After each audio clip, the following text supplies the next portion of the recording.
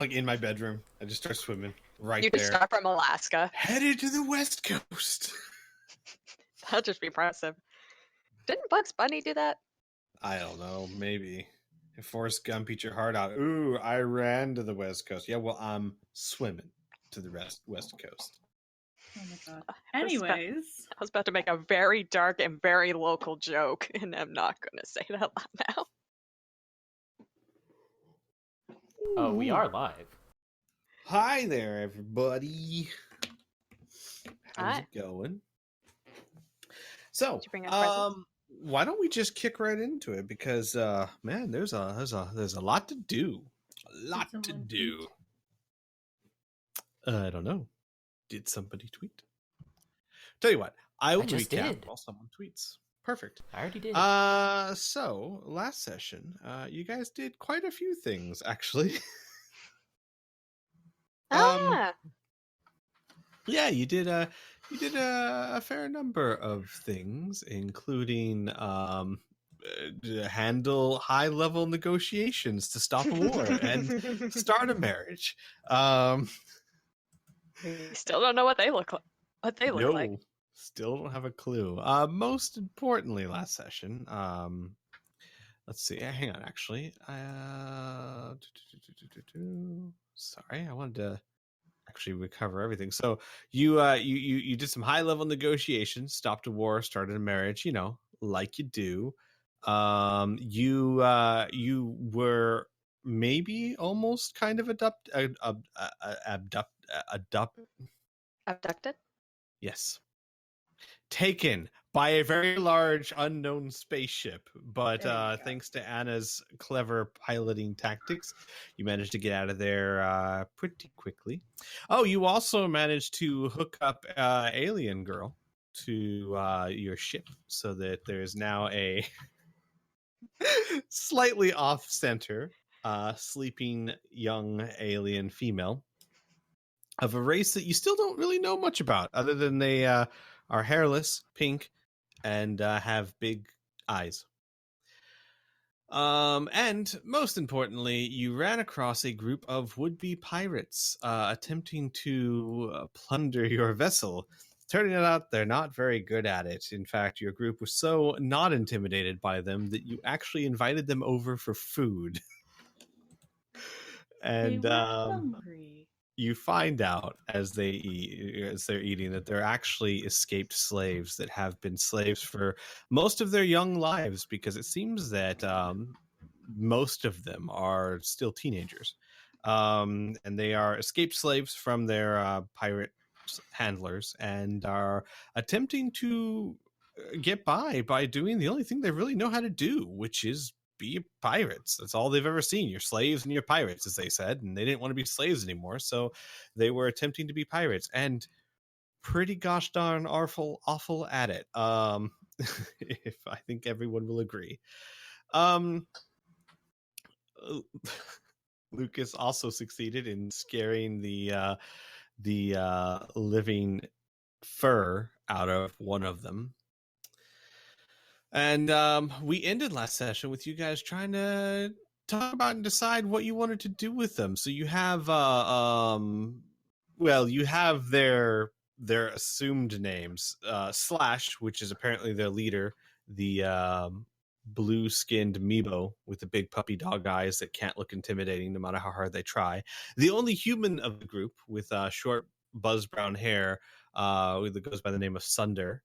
You have a very large wolfen with a husky-like appearance who also goes by the name of Sunder.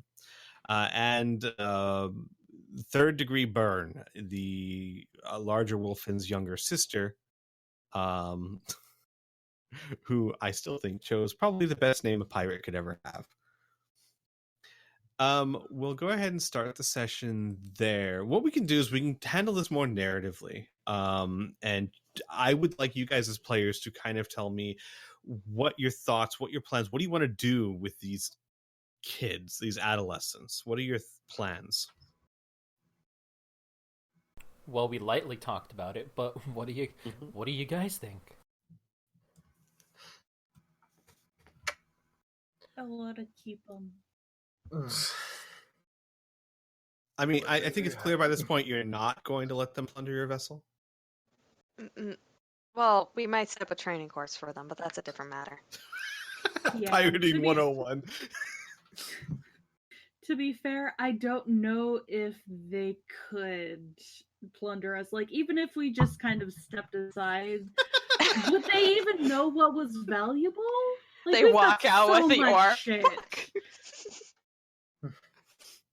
You don't know. You don't have any idea what their skill sets are. You just know that they were former slaves and they And suck at pirating. yes, and suck at Unless pirating. this is their plan, which is still a terrible plan.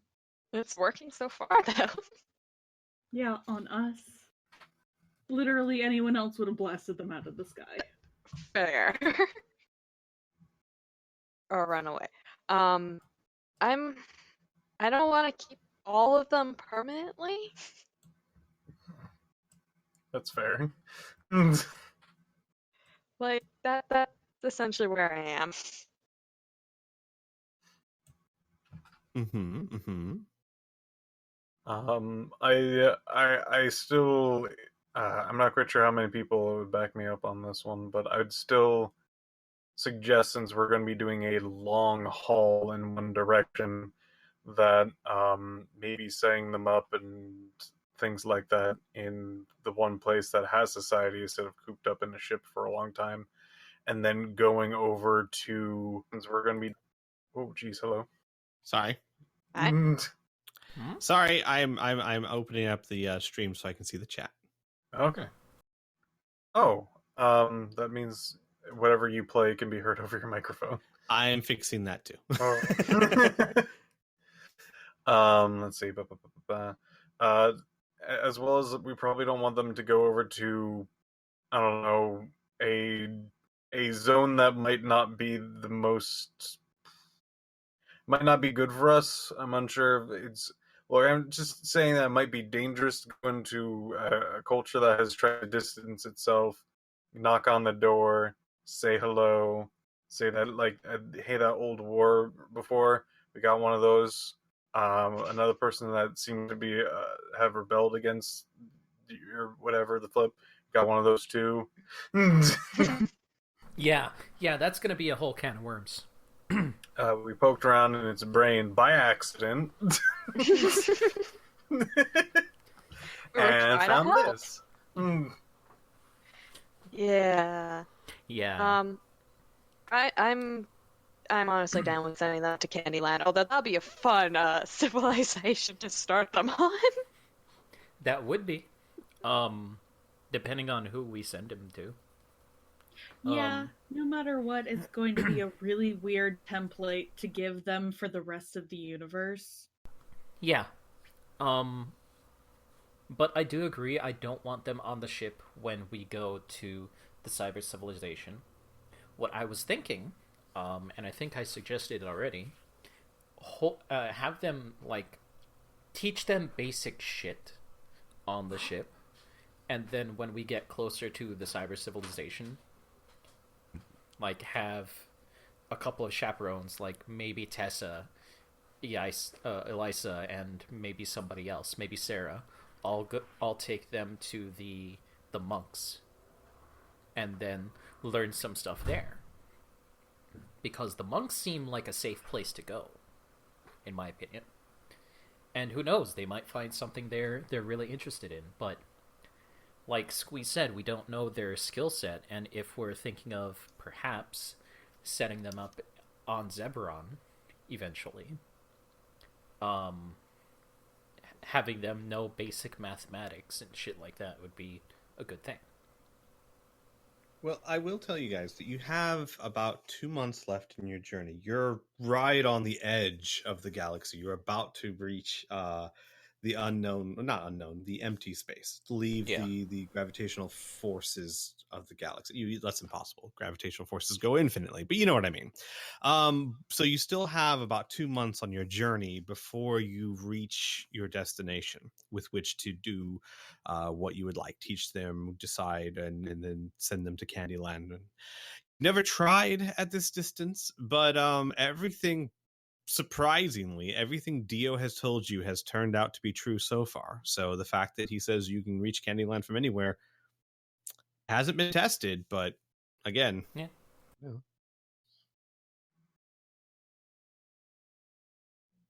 Yay, guinea pig. Okay, so if I understand correctly, the idea is keep them on board with you guys, the four of them on board with you guys for the next 2 months or so. Do what you can to make them normal, relatively speaking, for your group, and put them somewhere safe when you actually approach this possibly fairly dangerous civilization. That's the idea. I.e. Candyland. Got it. Then one more question for you. What about their ship? Because they currently have a fairly old, decrepit ship. Well, that's not exactly true. Your ship, well, you know what, Anna? Throw me a read sensory equipment check. Oh, that is the wrong window. There we go.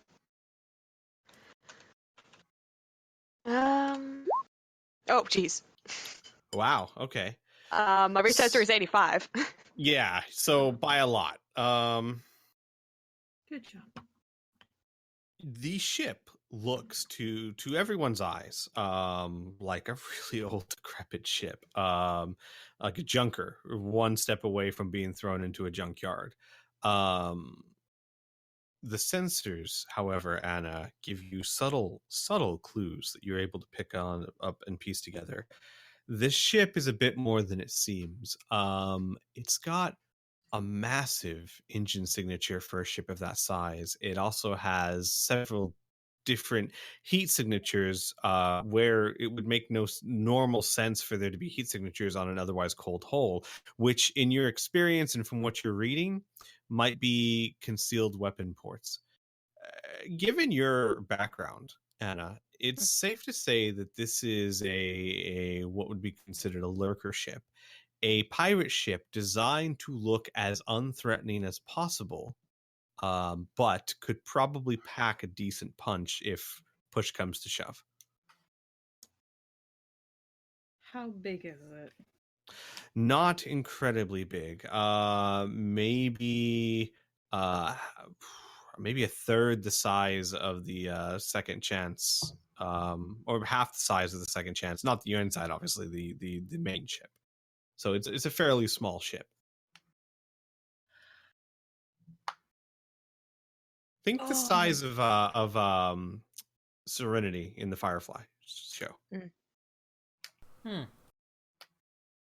I kind of want it. What we can do is store it. As in, there's plenty, like, this is the outskirts of basically Nowheresville.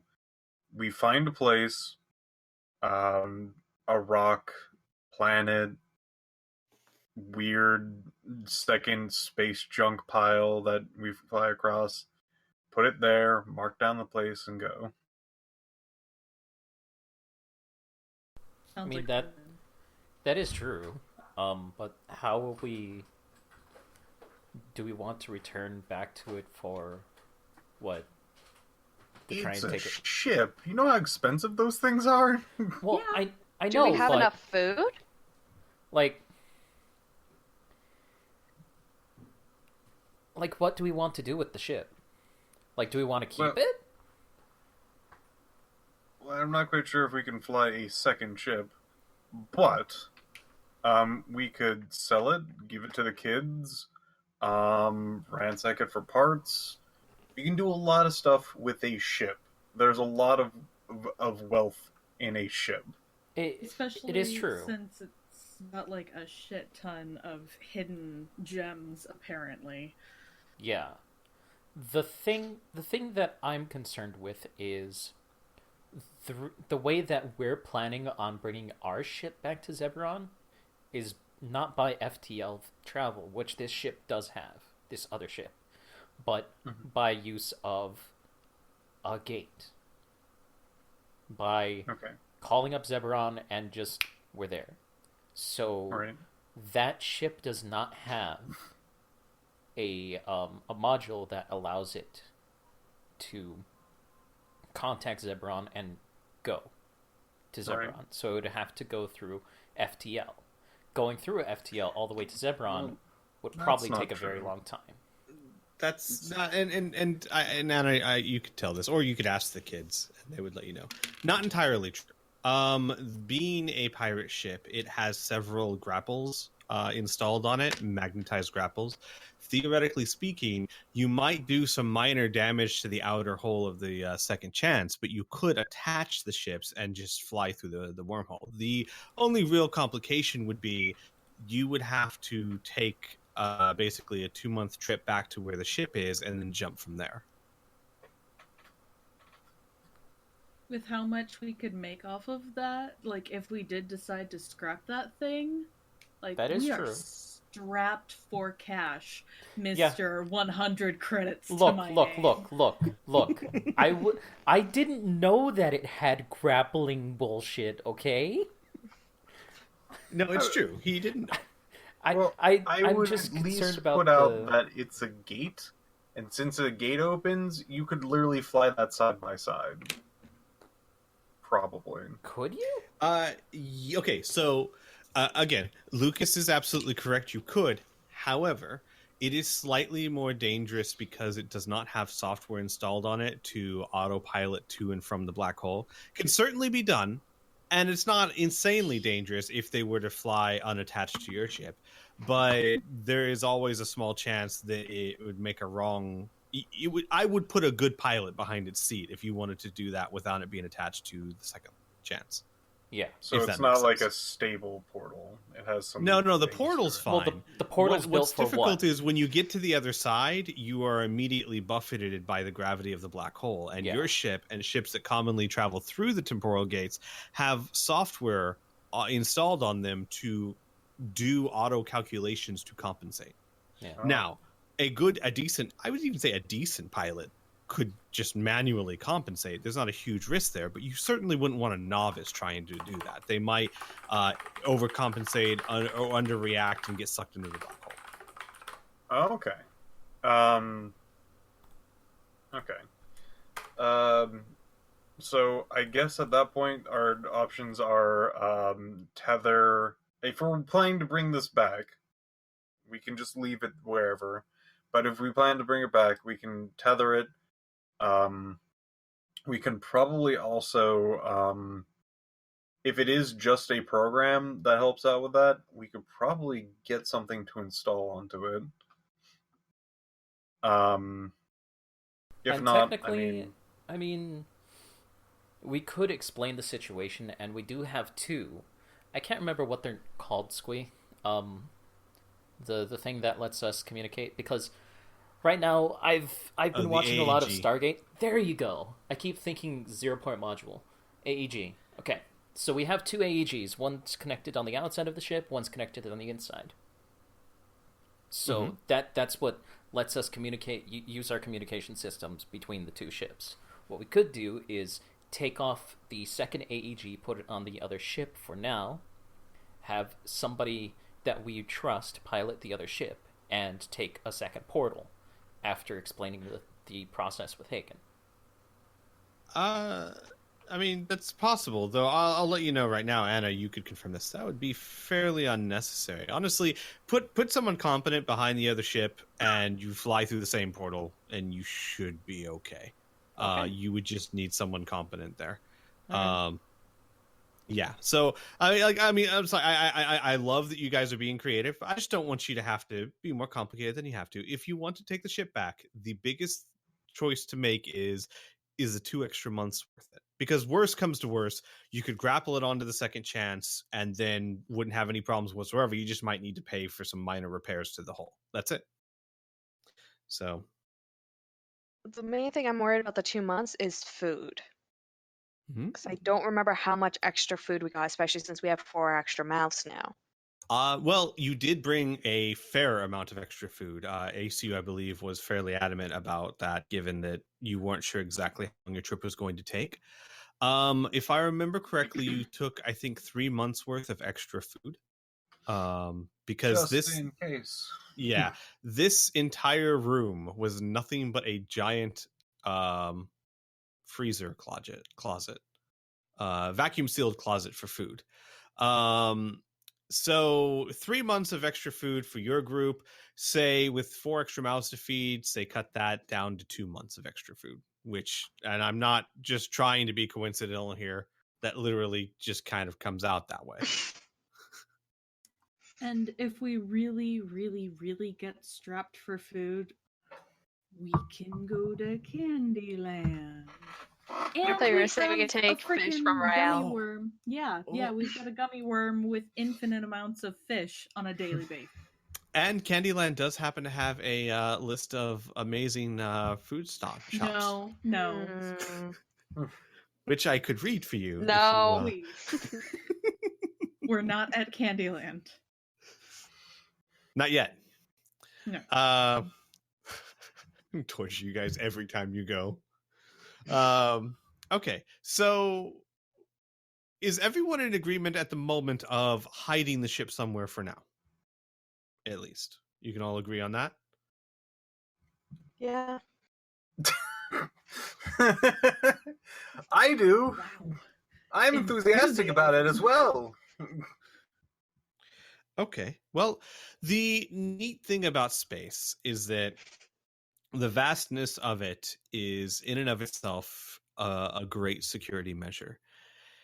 If you were to shut down all of a ship's power systems, life support, engines, everything, then in about 6 days or so, its temperature would reach a relative temperature of the rocks around it. So say, for example, you stored it on an asteroid or something of that nature. In about 6 days, it would be, as far as your sensors are concerned, completely indistinguishable from the rocks around it. The only way someone could find that ship is to physically see the ship. And given the vastness of space, the chances of someone randomly happening upon a ship that you randomly stashed in an asteroid somewhere is, well, scientists would call it negligible. So it's a fairly safe prospect to do such a thing. Okay. Now, I will say that shutting a ship all the way down like that will mean it'll take a good 20 to 30 minutes to get it started back up. Most ships, like for example, even the Second Chance, unless you're putting it into dry dock for extensive repairs, it is never fully shut down. Its internal systems are usually on standby mode so that you can leave quickly.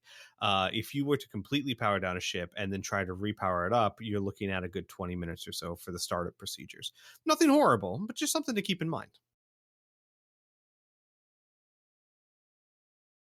Okay. So, would you guys like to do said thing, and where would you like to hide it? Literally, space is your oyster in this regard. Let's hide it on the completely other side of the galaxy. Oh, jeez. All right, guys, 8-month trip. I don't agree with this. Yeah, that's not even funny. Not Not even a little bit. Oh, shit. Shut down your plan and your joke. I'm just sad. Fuck your humor. No. Y'all fair. Seriously though, let's find, like, I don't know, a random planet, moon, something or other that has like negative life signs or some Okay. shit. I don't know. Someone roll me a Oh. D100. And go ahead. Could I also say we could go ahead and try and find one that is hollow? Like has a cavern inside, fly the ship inside. We also have a bunch of tarps, which are dark. And could potentially mask it as well, or no? I mean, that's certainly a possibility. It's just a matter of what you can find. So if someone would please roll me a D100 and choose high or low.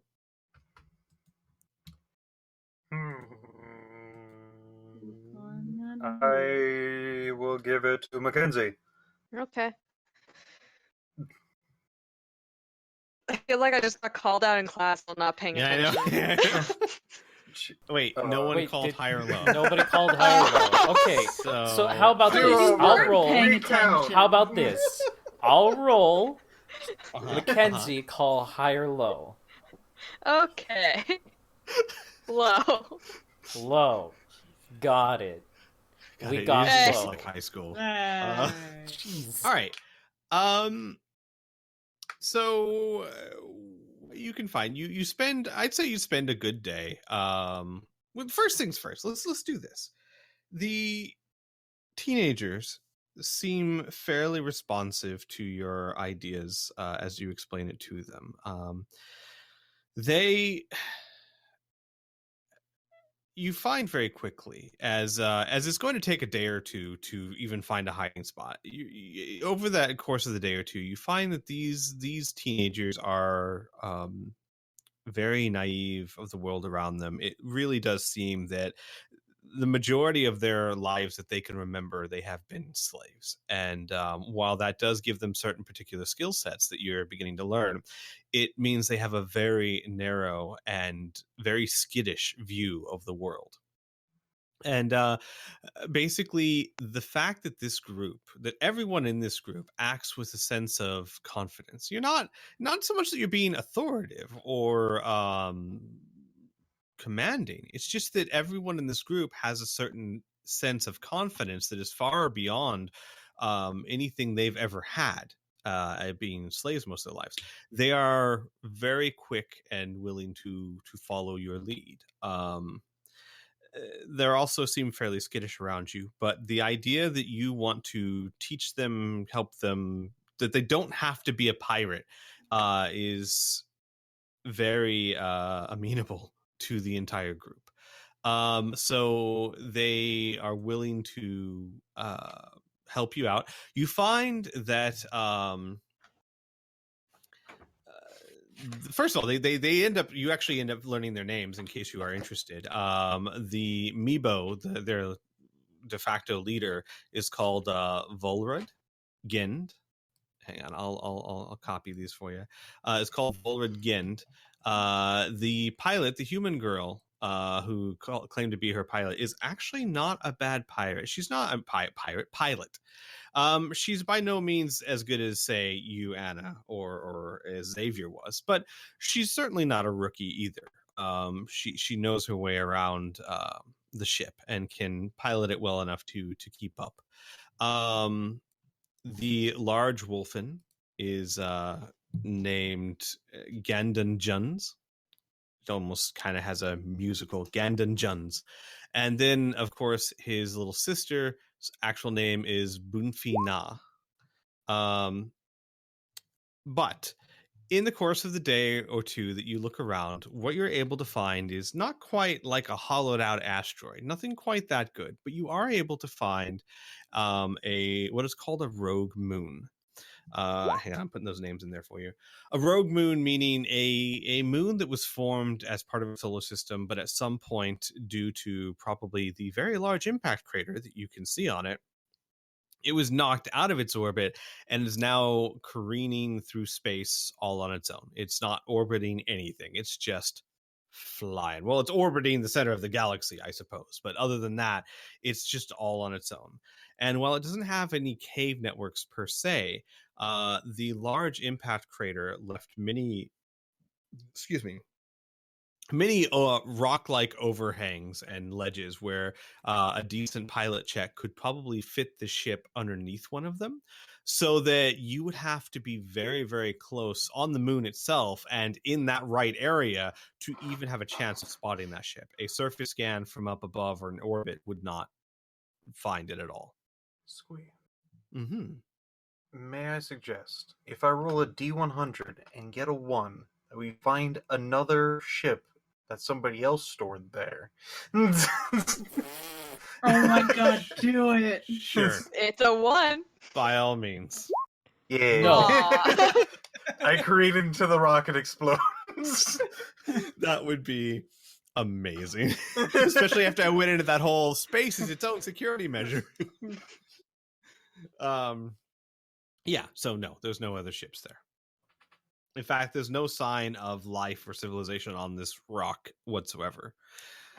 You'd barely call it a moon, except that it is just big enough to collapse into a spherical shape. So probably a little bit smaller than Pluto.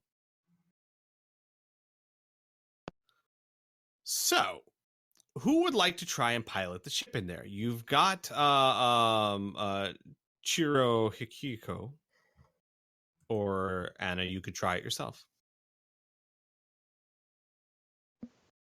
It wouldn't be a horrible piloting check. Isaac, would you like to do it?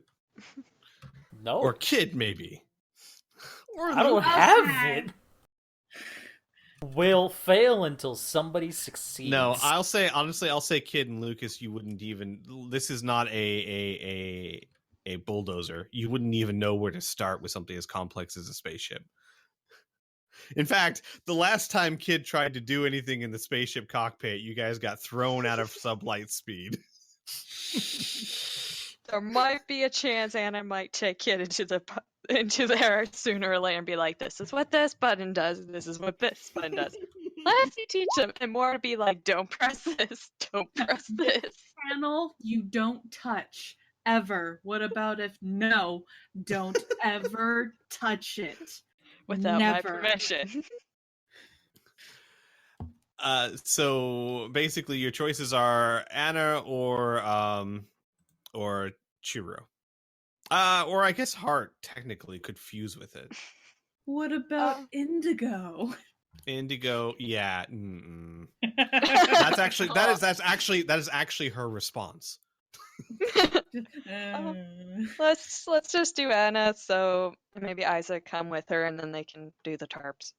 Sure. You find that the inside of the ship is very run down. It looks very poorly kept. However, closer inspection, you do find that underneath the bulkheads, underneath and behind the walls, it's like someone took a junk car and then put an excellent engine in it. New toy. Yeah, the hull isn't that great. You know, it's certainly, this isn't a ship designed to look bad. It's a bad ship that has had some pretty neat things installed in it. Nifty. New toy. So, go ahead and roll me a piloting check. Make it harder by 15. I mean, yes. Yeah. So you're easily able to maneuver the smaller ship under one of the rock ledges and set it down, hugging the pseudo cavern that it creates. The tarps that you have. Let me detail what they look like. Mm-hmm. We have 10 gray, brown, and orange canvas and plastic tarps to cover the second chance, along with tent stakes, ropes, and some spares, just in case. That's what's written in the 3 Galaxies group loot. Right. They will be partially effective. They don't match the shade of the moon. The moon that you are on itself is a very, very dark gray granite. So the gray and the black and the very light colors of the tarp would fit in perfectly, but the other shades not so much. That doesn't mean it's not effective to use it, but they wouldn't be like the tarps you custom designed to hide it on Siren. So they're still useful, certainly. They would still make the ship harder to find. They just wouldn't be as effective as they were back on Siren. But if you guys choose to do that, you would need EVA suits or power armor, something that is environmentally sealed, and I would need 0G movement or some sort of tether, because this moon has gravity, but it's about 1/10 of normal gravity. Hey, Indigo, come with us.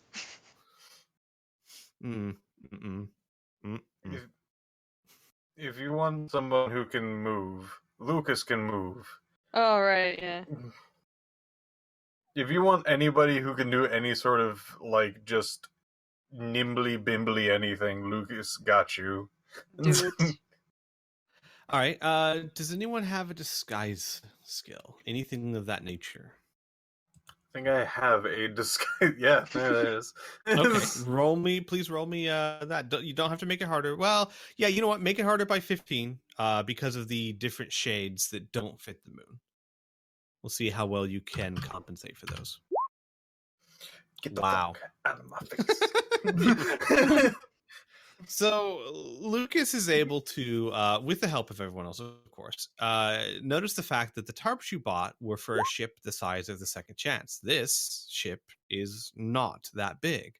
So through clever use of the tarps, you are able to mostly conceal the other shades so that most of what is presented to anyone looking are shades that are more befitting to the moon. And you do a pretty decent job of covering it up, meaning that if you were more than a few miles out from the ship, you probably would be able to visually distinguish it. And I'm talking about on the moon's surface. In orbit, you wouldn't be able to see anything anyway because there's a giant rock overhanging it.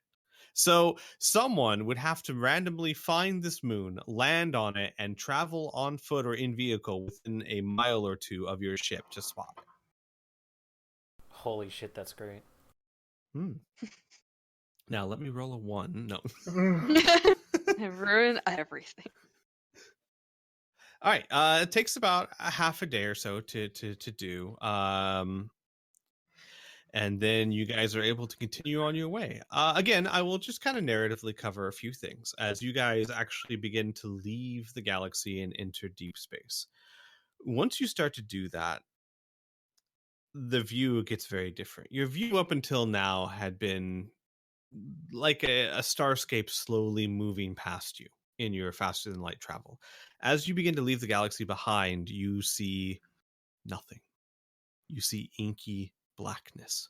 You see once in a while, you see a small pinprick of light, which isn't a star, it's a galaxy that is so bright that you can barely make it out.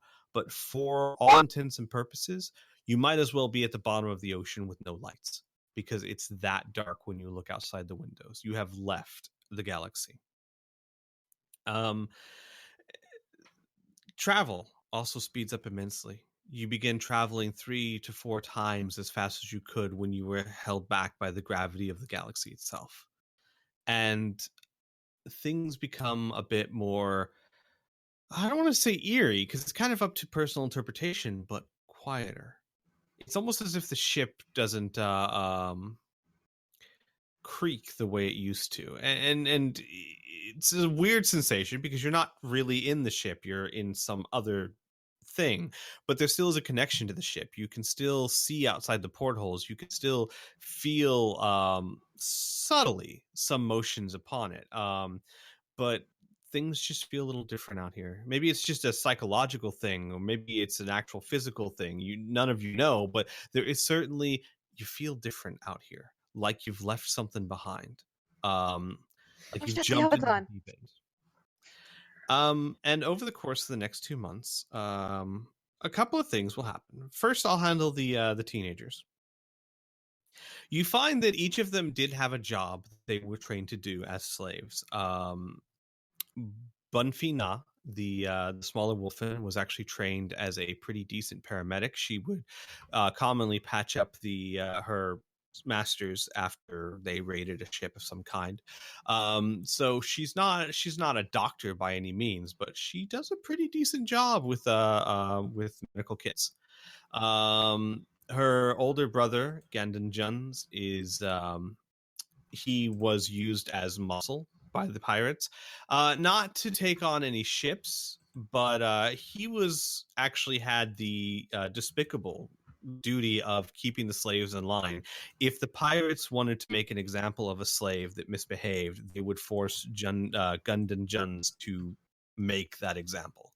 A duty that his sister would tell you he hated, because at heart he's not a very violent person despite his physical inclination to do it. Chiro Hikiko is a pilot. She's, again, like I said, not as good as say Anna is, but she was trained to fly, and she does a decent job of it.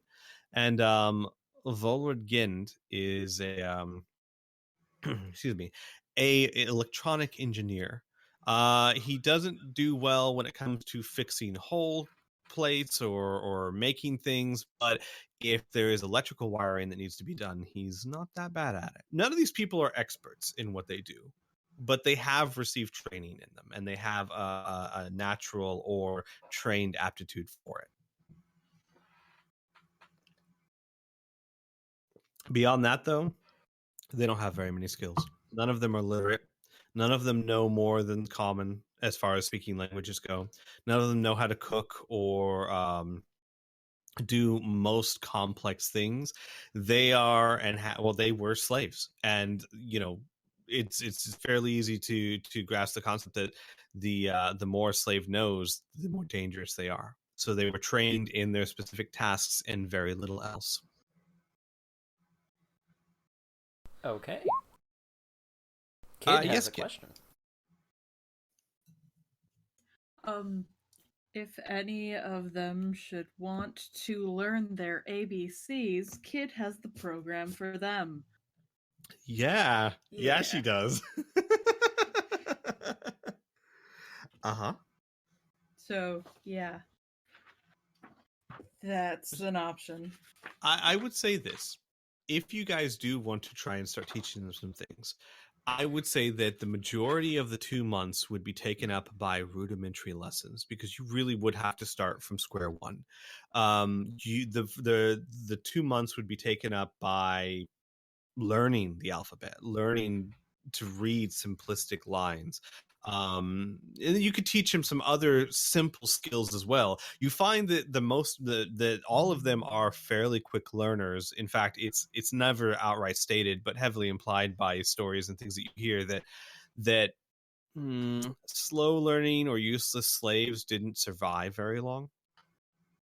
So the fact that they survived as long as they did and were actually able to escape means that they were probably pretty fast thinking on their feet. So even with that, though, you're starting from ground one. So most of the 2 months would be spent teaching them basic arithmetic, letters, reading simple sentences, and maybe some other small skills that you might want to teach them.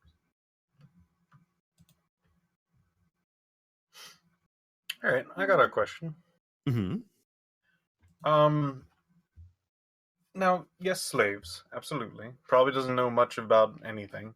Mm-hmm. Do any of them know how to play any instrument? Because I'm No. assuming they would have to pass the time in some facet. No.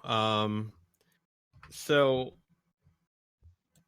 they do not know how to play any instruments, and they did not have what you would really call free time. Okay. These kids, overall, it's a really kind of a sad tale for them. They were worked to the bone and kept exhausted and tired, and were given just enough food to get by and just enough rest to get by, and then would be put to menial tasks because the slave masters that owned them were always paranoid of revolt or escape, and they figured the best way to maintain their slave population was to not give them time to be idle. Okay.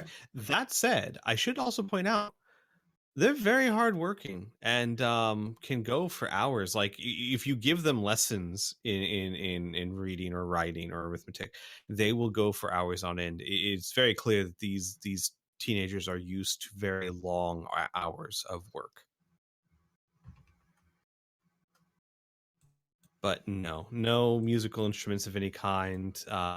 They don't even really know how to sing. They really did not have much of what you would call free time. In fact, the first month or so, they're not sure what to do with it. They seem a little uncomfortable when they don't have something to do, and it takes. Whenever Isaac sees them in passing, just milling about, wondering what to do, he will gather every single one of them to the Starlock Lounge with Quicksilver and have them watch something. Doesn't matter what, just something. Like some kind of Wishbone episode, some kind of cowboy movie, something. It helps, actually. It does help. It takes about a month or so for them to get comfortable to the very idea of having free time, but that does help. Is it bad that Lucas is like almost exactly the same? Just kind of like have nothing to do on his hands. He just gets restless and freaking like walks around a lot. Then Isaac would tell you to join them. He would stay for like 10 minutes, get up and leave. That's fine. You will find that over the course of the 2 months, their basic personalities are fairly simple, fairly easy to understand. Bunfina is very emotional, very happy-go-lucky most of the time, but also very easily frightened, as you noticed. And when she does get frightened, she breaks into a high-pitched whine. But overall, for the most part, she seems to be very full of life. Still young enough that not all the optimism had left, kind of thing. Always willing to learn new stuff. And very curious. You see her poking around rooms and poking under tables and just learning about the world around her now. Her older brother, Gandun, is much calmer, much more collected. He tends to speak slowly, not because, and you can tell this easily, not because what he says is unintelligent, but because he seems to consider everything he says before he says it. And he is almost the same way in his actions. His actions are very slow and methodical. He does very much like Wishbone, though. Churro is a ravenous learner. She loves to learn new things. She trains harder at learning the alphabet more than anyone, because you'll find that the idea that she could learn to read books, and you find this out, they said they wanted books from you guys. They didn't know how to read them. They just had on the to-do list that was something they would learn to do. And then once they learned to do it, then they would have your books. But she wants more than anything to learn to read, so she trains harder than anyone else at the fundamentals. And then finally, of course, Volrad Gend is very introverted, very closed within himself. He's very polite, very well spoken, does anything he's told to do, but doesn't really partake very much. He doesn't speak a lot. He spends a lot of time in his room. Not a very social person.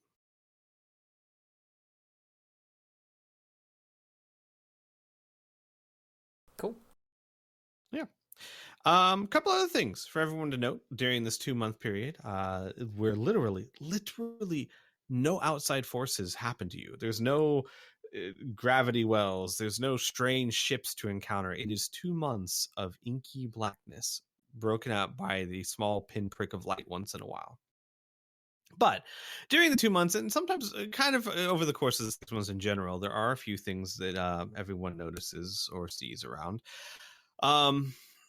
First and foremost, not that it's much of a secret, but Hart and Isaac are quite clearly in a relationship. And as time goes on, you see that Hart gets very affectionate around Isaac, i.e., if they are in the same room together, she's usually holding his hand or has an arm linked around his, or she's definitely not held back by displays of public affection.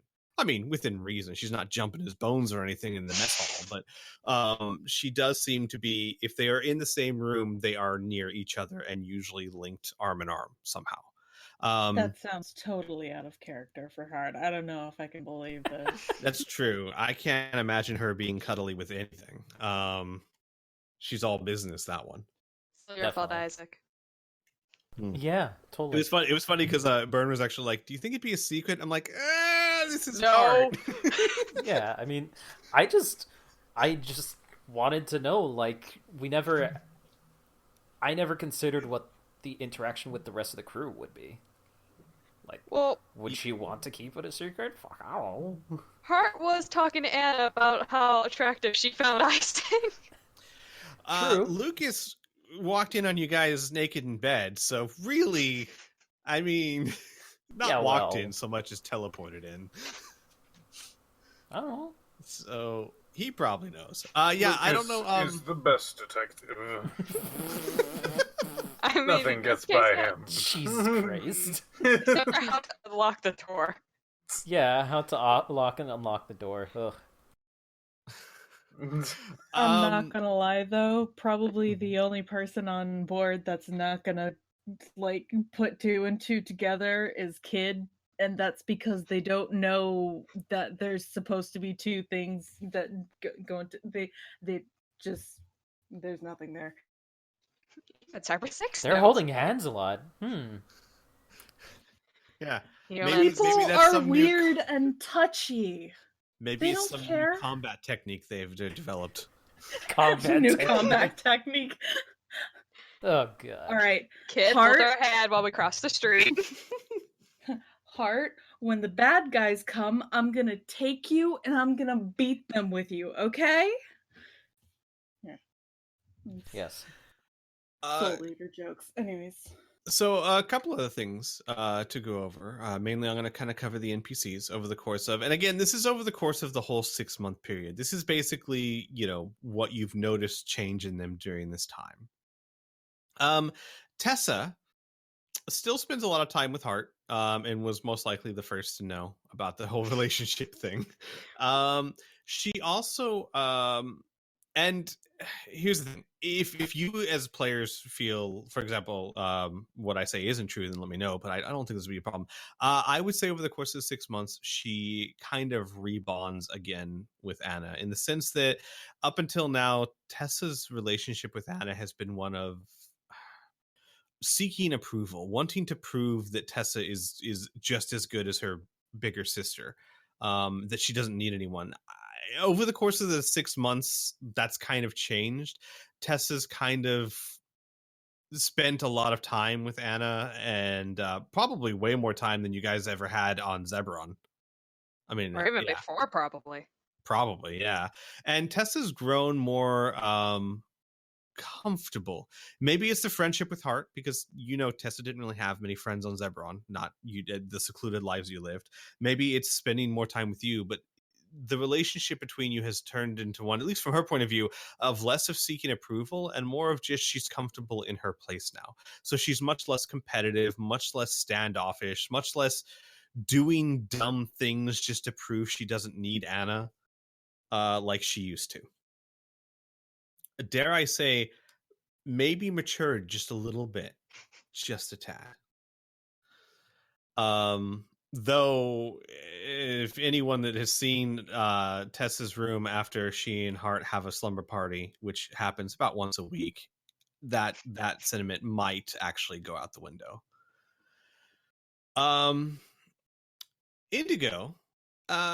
Indigo forms a better friendship with Anna.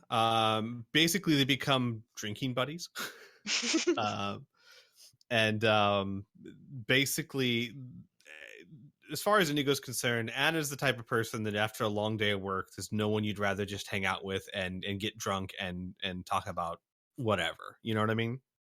Okay. But definitely does form a friendship there, and a very strange, interesting friendship kind of with Kid. That's an unspoken friendship. You guys have now spent so much time together, just sitting in Cyber Six's room with Indigo talking to Kid. Does Kid ever respond back more, or is Kid still kind of silent the whole 6 months? As time goes on, they start to converse a bit more. I don't know if she would really realize this, but the more that Kid watches like the programs and the movies and stuff, the more their vocabulary builds, and it's like they're slowly building up the words that they need to express what they're trying to say. So there would be like two-way conversations going on finally. So yeah, like they would never really go like super in depth about anything, but they would be much more confident in the words that they did say. Okay. Um, and Kid, I'm going to need your help a little bit on this one, but basically, the friendship between Indigo and Kid reaches a level where they kind of just get each other. Like words don't really need to be spoken. They kind of just, when Kid's acting in a way that most people find odd or strange, Indigo gets it. And that's going to be kind of on you as to what you think, Indigo would or wouldn't understand. But like out of anyone on the ship, Indigo would be the one that Kid, at least, you'd be confident like she gets you. She understands Kid. Mhm. And the thing is that not with conversation. It's much more a silent kind of understanding. Not that you guys don't talk, but I think it words are would minimal. also, like, with how much they're spending time with each other, and that includes, like, not just, like, hanging out, it would also be combat practice. She would eventually get a very good read on their body language, which it's not human, but it's definitely there, and they are like a raw nerve. Right. That makes sense. So yeah, so Indigo kind of understands you a bit better. Eliza actually forms a bit better of a bond with Isaac as being his teacher over the past 6 months, along with Cathal. Yeah.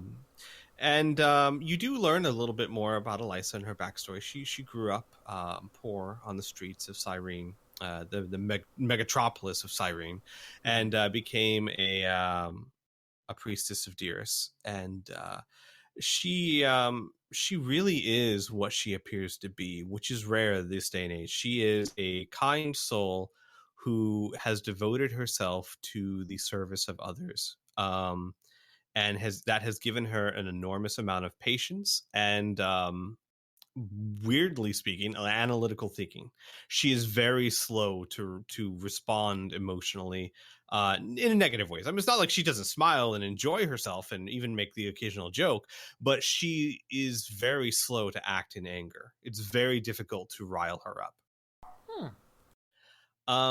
And she also kind of forms an interesting friendship with Lucas in the sense that she's fascinated by Lucas. Lucas has got to be the polar opposite of everything she is. She is calm, collected. Lucas is random and explosive. She is patient and devoted and believes in calm, quiet thinking. Lucas is the foil in almost every way, but in a good way, in a way that Eliza truly does find Lucas not annoying, not strange, not even crazy, just fascinating. She tries to interact with you, Lucas, just to understand you more because you're so different from everything she knows.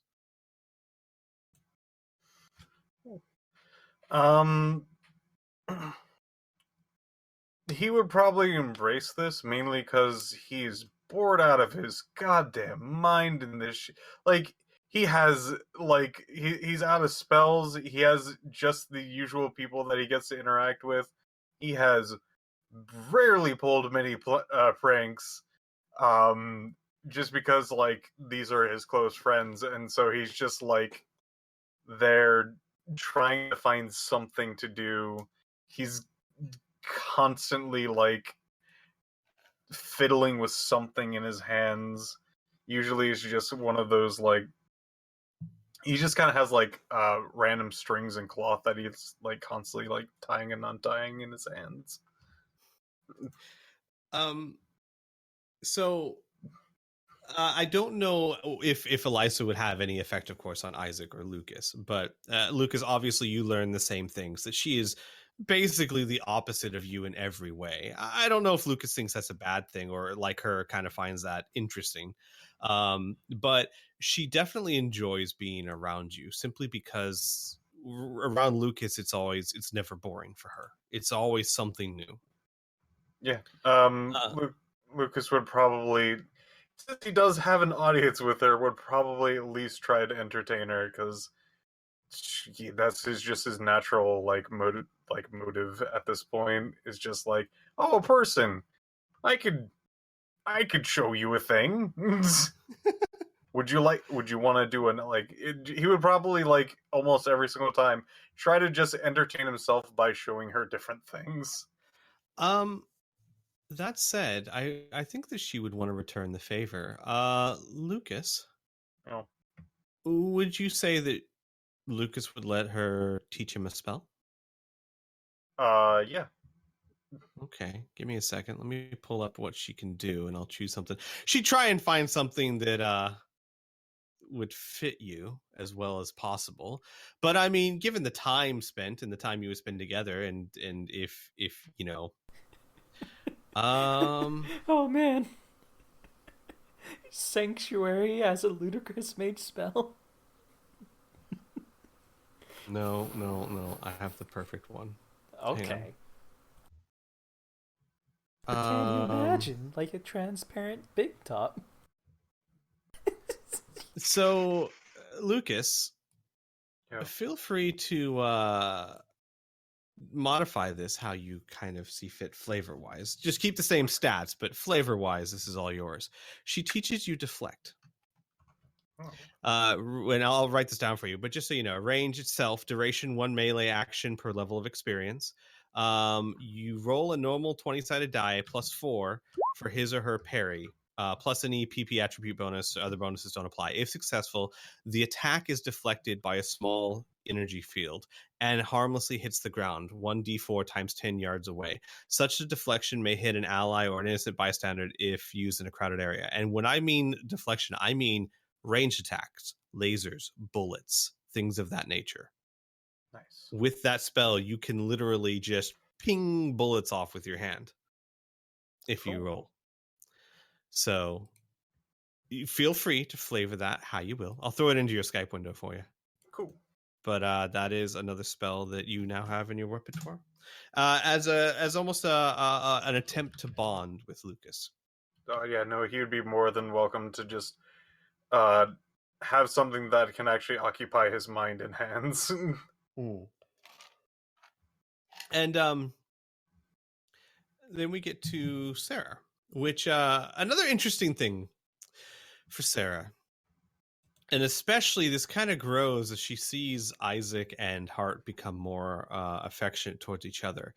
Anna, you probably spend a lot of time with Sarah. In fact, I think that the drinking buddies is not a twosome; it's a threesome. It's Sarah, Anna, and Indigo.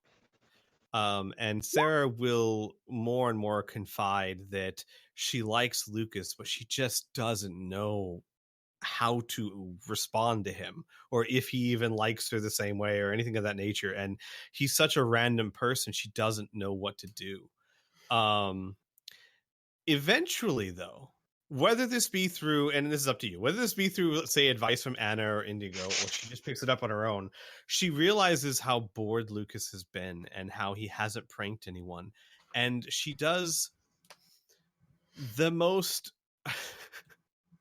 romantic thing she can think of. She starts a prank war with Lucas and constantly starts trying to prank him.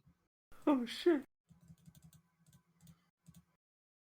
From her point of view, whether she's right or wrong, hoping that it would just stave off the boredom and allow Lucas to have a target to prank back. And she will do this for months.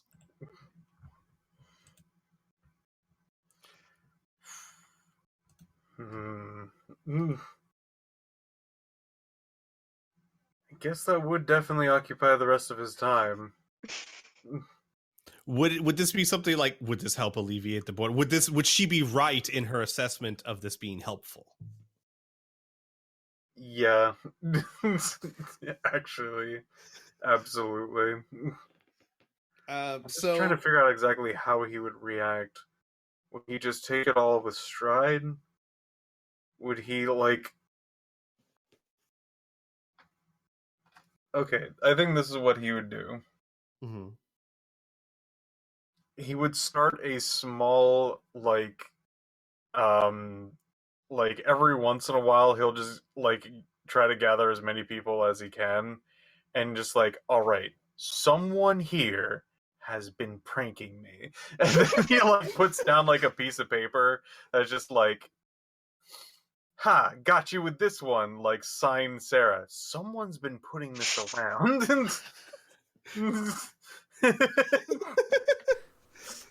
I gotta find out who.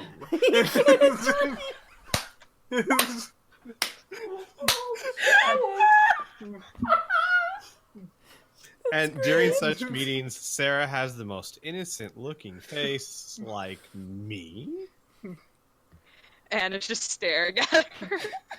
I will tell you that over the course of 6 months, the pranks get more and more elaborate to where, by the end of the journey, Sarah is implementing pranks that take multiple days for the payoff and have multiple stages, to where like 10 different things happen before the prank finally unfolds itself to Lucas.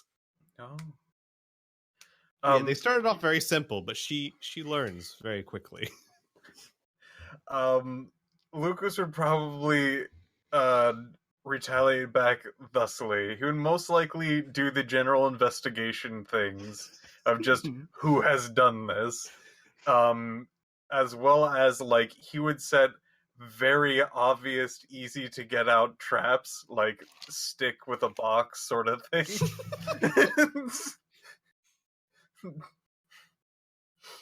And like big circles on the floor, like step here. Except he doesn't understand English, so it's just symbols.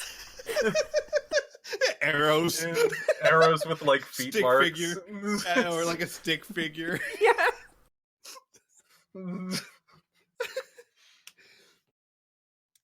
So yeah.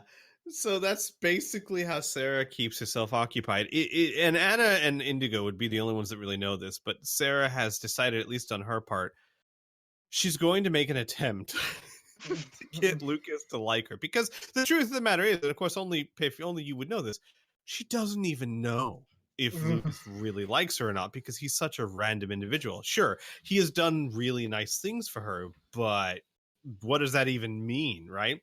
So she's making an attempt to make Lucas like her.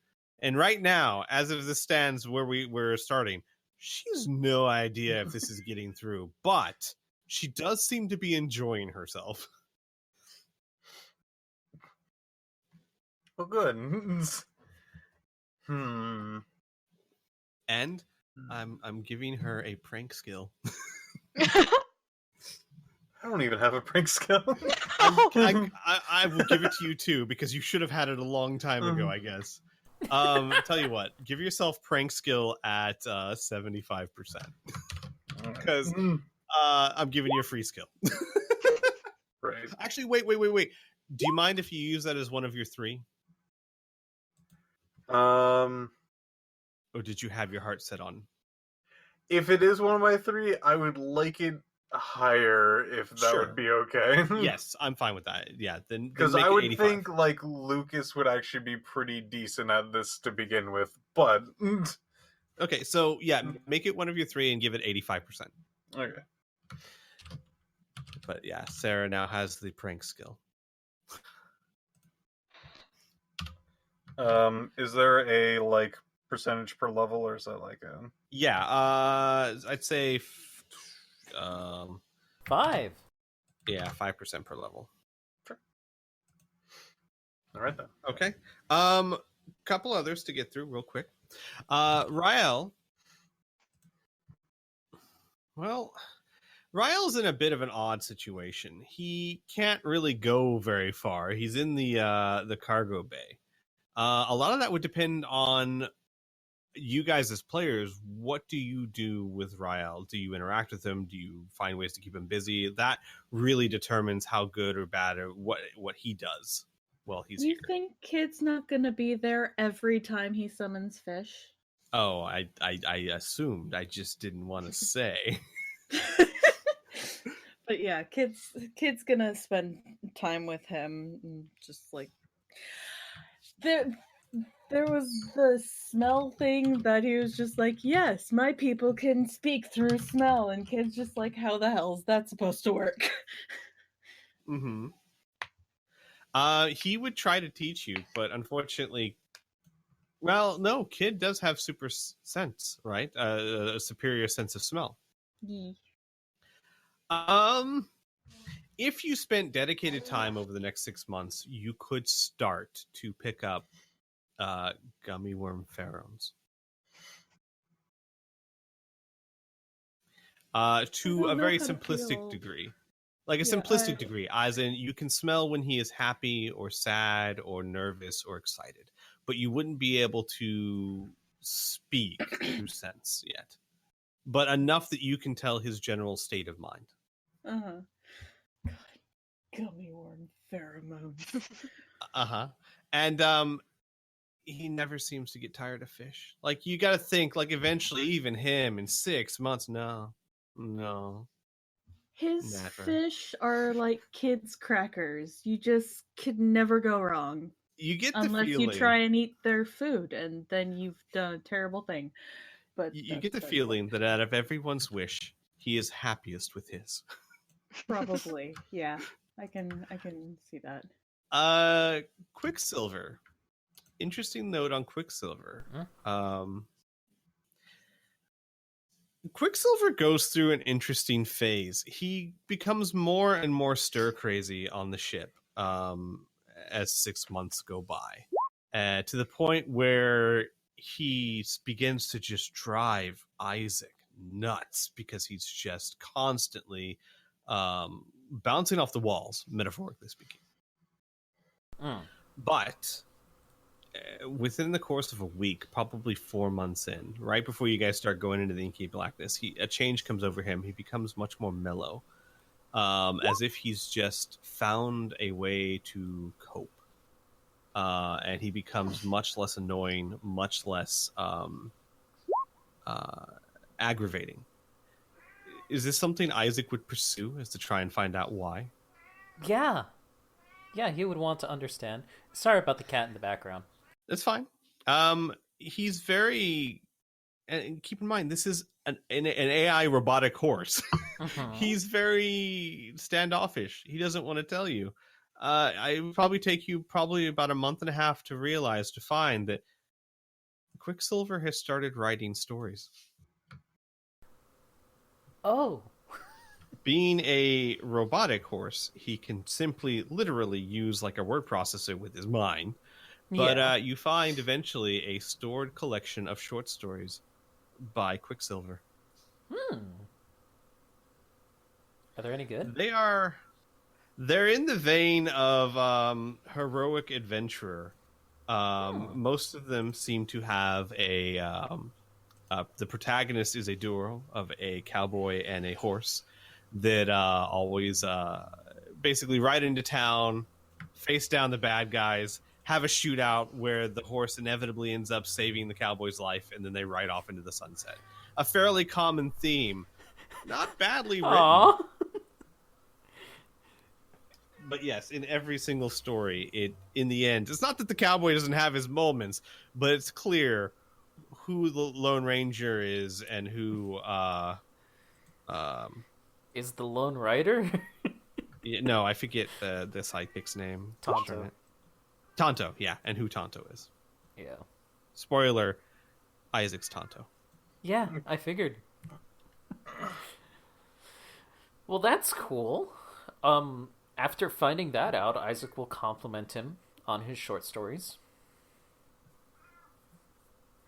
Oh, yeah, he once he realizes that Isaac likes them, he would start sharing them with him. It was kind of like one of those things of you can't see it because no one's going to like it. Yeah. But once he realizes he has an audience of even just one person. In fact, no. Hang on. Let's see something here. By the end of the 6-month journey, Quicksilver has written enough stories and has gained enough confidence, mostly through Isaac's encouraging. He will every night recite one of the stories to anyone who will listen in the Starluck Lounge. He will do a dramatic reading of one of his stories.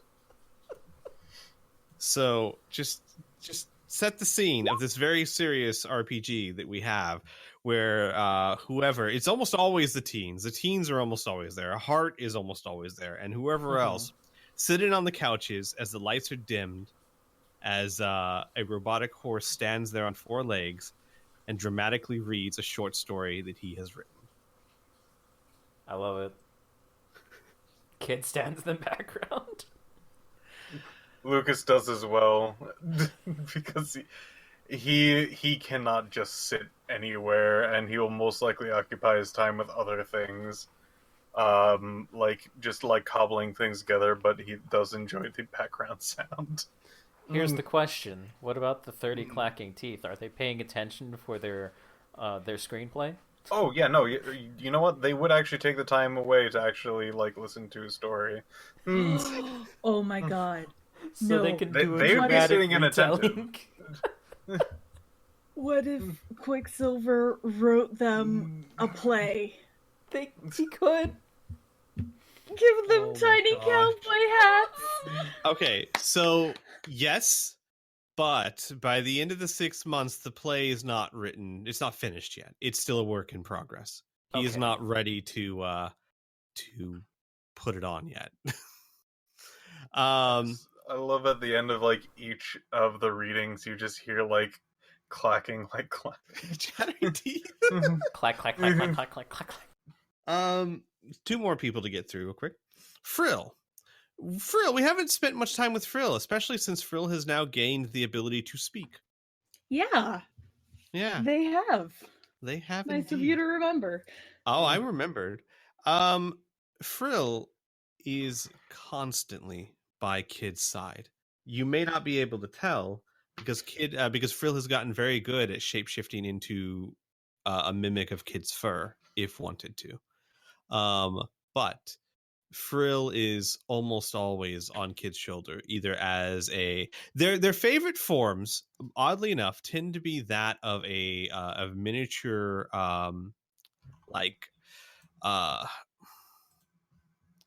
like a miniature dragon that coils around Kid's neck. And a dragon, I mean a dragon in the sense that it has wings, but it doesn't have limbs. It's like a cross between It's a the Chinese real dragon. Exactly. It likes that form. It also likes its original form, of course, and it also partakes the form of a snake. Seems to be fond of reptiles, but it's constantly by Kid's side. It speaks very rarely. But when it does, it's usually very simple, and it's usually to denote some form of affection towards Kid or towards the food it's eating or something else that pleases it greatly. So it will basically, this is going to sound so cheesy, but at random times, or not at random times, at moments where it matters, say Kid did something nice for Frill. I love you. Oh my god. Or it loves to do, if it's eating something it particularly likes, it'll actually go yum yum. Oh my god. You're killing me, Squee. I know.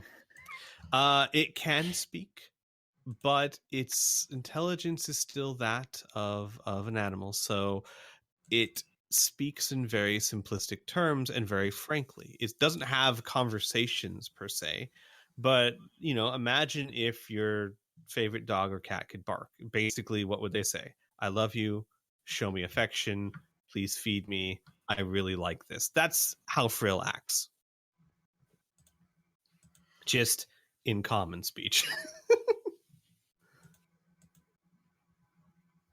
And last but not least, Cyber 6. He does nothing. He sits there, lies on the table. Ha That's ha sweet. ha. No character development for him. Oh, Well, there's If I Barley. He may have developed what- a smell. What if I use him as basketball? You're not strong enough. Oh. Maybe if Hart put on some power armor, maybe. I'm sorry, I did forget Cathor, believe it or not. Cathor In between his lessons for Isaac, which he does form a very much a kind of a pupil-student relationship with Isaac. Isaac, you find out that Cathor is incredibly intelligent. He is very analytical in his thinking, very quick to pick up very complex topics, and rarely forgets anything. He would be Sherlock Holmes if Sherlock Holmes was actually pleasant to be around. Very easy, very, very fast at picking up people's intentions. He's very good at reading other people, and he's very good at writing down or otherwise verbalizing complex ideas. He's a perfect teacher because he's incredibly good at teaching, at breaking ideas down to an understandable level. He's also very calm and collected. You don't know much about his past simply because he's never felt it was important to really tell. And he's not a person that has a lot of issues. He seems, for all intents and purposes, to have his life together. He'll eventually have relayed to you that he knew that he was going to die on Cyrene, and he had come to peace with that because he'd had a good life. Now this is not going to happen, so everything's kind of a bonus, and he's grateful for it. But he's got his shit together, so it's not really a lot of drama from his end. He does find the prank wars for between Sarah and Lucas entertaining, and he will comment on that. In fact, oddly enough, Cathor almost never shows a sense of humor, or if he does, it's a very dry sense of humor. But he encourages Lucas on in Lucas's meetings to find out who pranked him. He will be a peanut gallery, throwing in small logical comments that might point Lucas in a direction, usually a very wrong direction. So he's helping Sarah keep her cover. Basically. Though everyone, including Lucas, knows it's Sarah. Yeah. But yes. This is hilarious. Other than that, he does...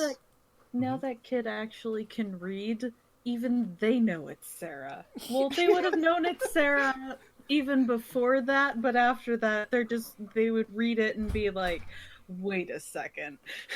The only person who seems genuinely mystified by who's doing it is Bunfina, the smaller wolfen. She seems almost frustrated by not being able, like, she keeps going, who's doing it?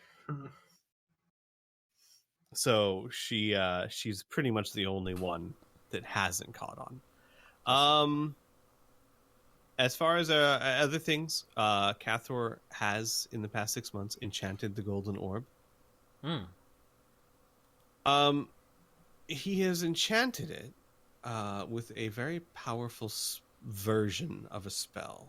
Something that, because the idea was to make it very valuable, but not obviously what it was. Excuse me.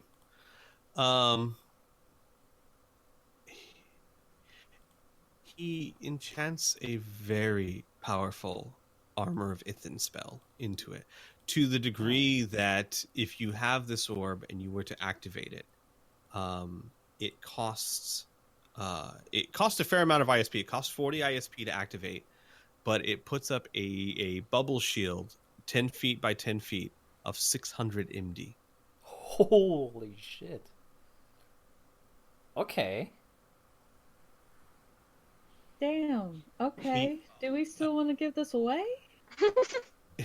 Well, he also built in, and he would tell everyone, but especially Isaac. He would even show Isaac how he did it.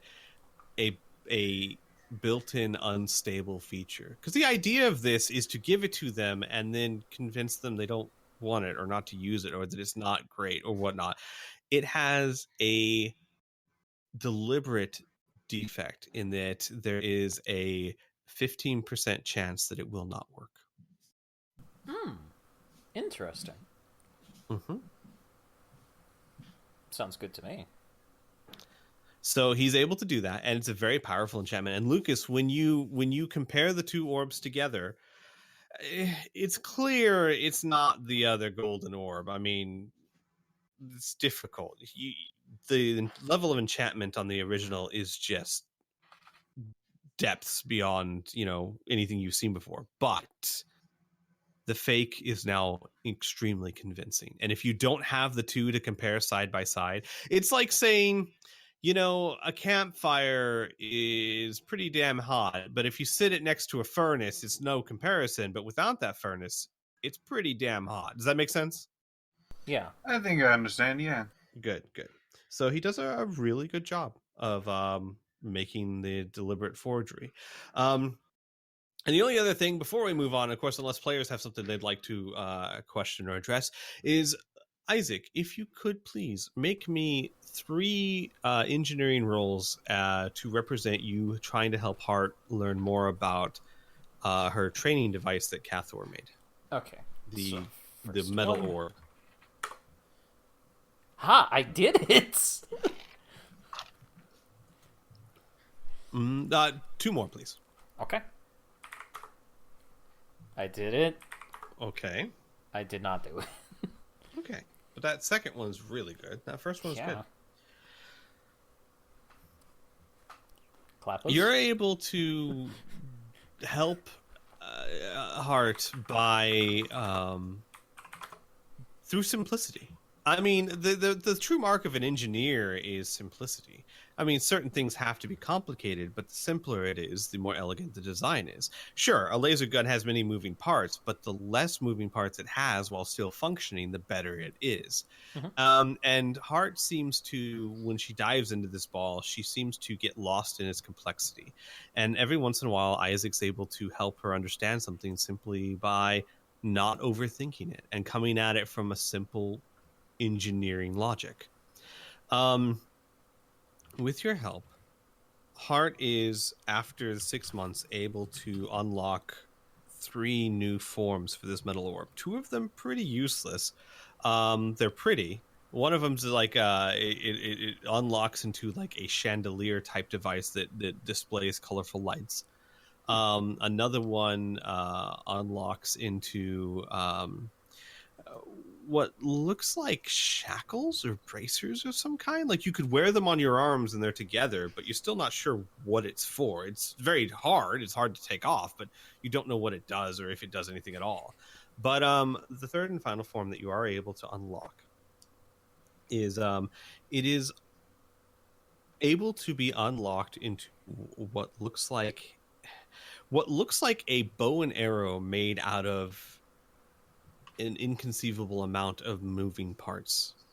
And this bow, if the orb is properly charged, this bow can actually fire bolts of energy that have an offensive impact. What? Mm-hmm. Cathro would tell you, Isaac, and probably would have told Hart too, that the orb was made as a training device for soldiers, for telemechanics, for war back when he was younger. That many of the lower forms do nothing. They're pretty, they're fun to look at, and they're interesting because if you are not capable of unlocking the deeper forms, he didn't want you to have that kind of power. So she unlocked the first form of the orb that turns it into a weapon. That's real. And he does cool. note it's only the first form. Mm-hmm. Neat. Unfortunately, Hart's the only one that's able to do it. Yeah, no that's one fine. else. Isaac, you've tried. You can get it to open up into a globe size. So it goes from the small orb into the palm of your hand to, say, the size of a large beach ball. But that's as far as you've been able to get. Obviously, you've been concentrating on other things. But she couldn't have gotten there without Isaac's help. Mm-hmm. That's cool. So that's that. That's pretty much a summary of most of the events that happened, most of it during the 2 months of Inky Blackness. Are there any questions or anything that you as players would like to do or bring up or anything of that nature? Yes, kid. I sent you a Discord. Oh, did you? Hang on a second. I have my Discord pulled over to the side. Bum, bum, bum, bum, bum, bum, bum.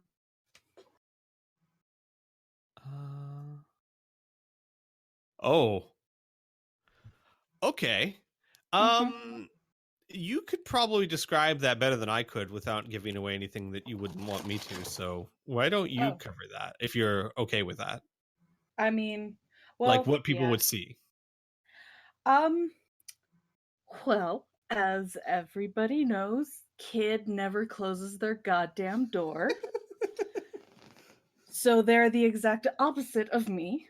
But if anyone is walking by, like over time, they might see some like scribbles on the wall of like crayons and stuff. And at first, it's just like big blobs and kind of like doesn't really make sense. But over time, eventually, you see, hey, that kind of looks like Hellhound. And then other things start taking shape, and essentially they're making a massive mural across all of their walls. That's real cool. Yes. Mm-hmm. Anyone else? Any questions or engagements that you as players would want to have before we move on? This kid's tent still damp. No, not it. No, the portal opened up probably within your first month. So after 5 months, her kid's room is no longer damp, nor does it smell. Well, it smells of paint, but you know.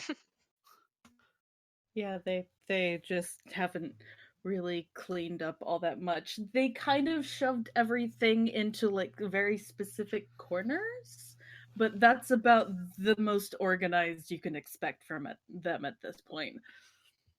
To be fair, that's probably the same thing in Anna's room. Yeah.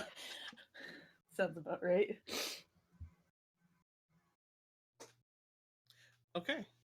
Anything else? Anyone? I can't think Perfect. of anything. Okay, then we will move on. So, 6 months and 4 days into your journey. Exactly. I'll stop counting. Not that we're counting or anything. You begin to pick up something on your sensors. A massive structure. It's weird in that so far out, you get inconsistent readings. Sometimes you get a massive amount of heat that is, as far as you can tell, blocked and then not blocked and then blocked and then not blocked. But considering that you have had nothing on your sensors for over 2 months and the readings that you are getting from this and where you are, it's fairly clear that you're probably a day at most away from visual range of your target. I would probably tell people to stay on standby. All right, kids, time to go to Candyland.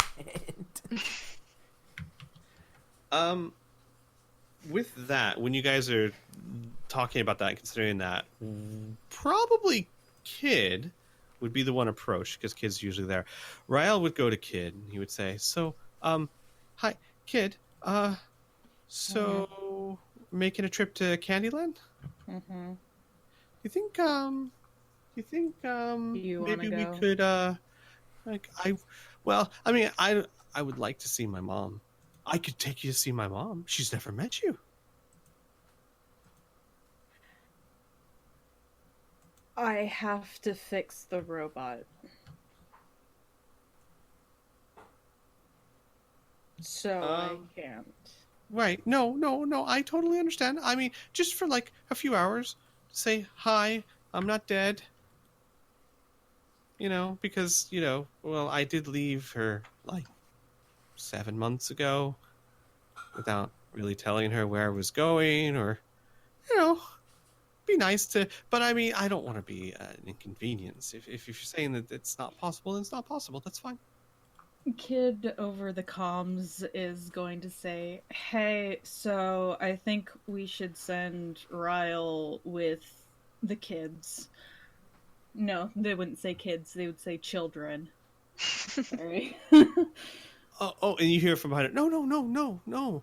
I don't want to leave you guys. I just want to see my mom real quick. And then be back.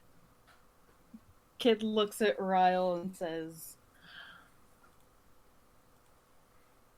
"That's nice. Where we're going is apparently really, really dangerous. And also, we're sending 4 complete strangers to your home. So I think the best tour guide would be you." That's probably true. But I've been on the ship long enough to know that we're headed to a place that could be very dangerous. And you're going to that dangerous place to fix a friend. I And just said that. the best guardian you could have is me. So you're taking me. And Ryle looks more serious than you have ever seen him. Yeah, Kid just kind of does a double take and is like, "Wait, what?" I may be silly and simple, but I know who my friends are. And there's no way that I am going to let my friends go somewhere dangerous and not be there to help them.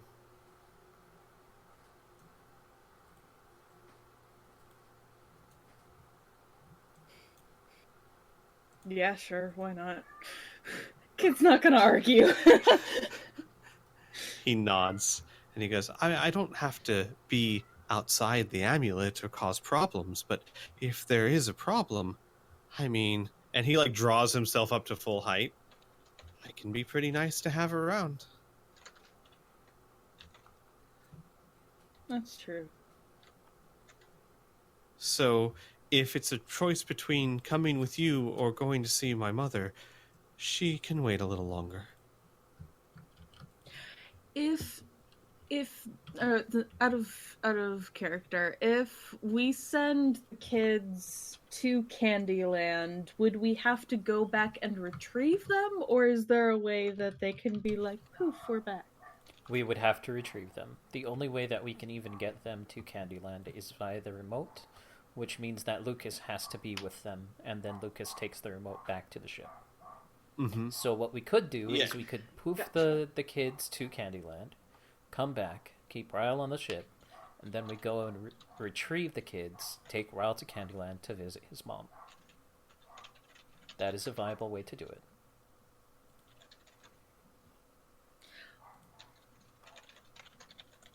Would you guys want to do that? Where's the yes button? Right Okay, there. we're doing it. Eh. Okay. So Ryle seems pretty content that a visit with his mom can wait because he'd rather not let his friends walk into what could potentially be a very dangerous predicament without him. Though, to be fair, he'll be in an amulet probably. Oh yeah. But yeah, he seems fairly adamant with Kid. Okay. So, that said, we can narratively say that the teenagers have learned to read probably on a 2nd or 3rd grade level, which means they can do simple sentences, simple paragraphs, even small stories. They can, they can read at like a 3rd grade level at this point, and it wouldn't be too hard to send them off to the monks. Lucas, unless you'd want to roleplay it, we can handle it narratively. I would want minimum Elisa to go with. You mean to stay with the kids? Yes, as a chaperone. Okay. She would be more than willing. Chaperone is a good idea. Yes. Yeah. Plus, This she is how has society been there. doesn't normally work. Yeah. Tell you what, actually. Yeah, this is a good way to go about it. Any NPCs you would want to send to Candyland? Well, I'll let you Have know right fun, now. Cyber. I was gonna say, yeah, I'll let you know right now. Indigo's not gonna want to go. Yeah, Yeah. I wouldn't expect her. What about Heart? Candy, though? would she want to go or no? No, Heart, because especially too, Heart's the only one that can work on Cyber 6 at all.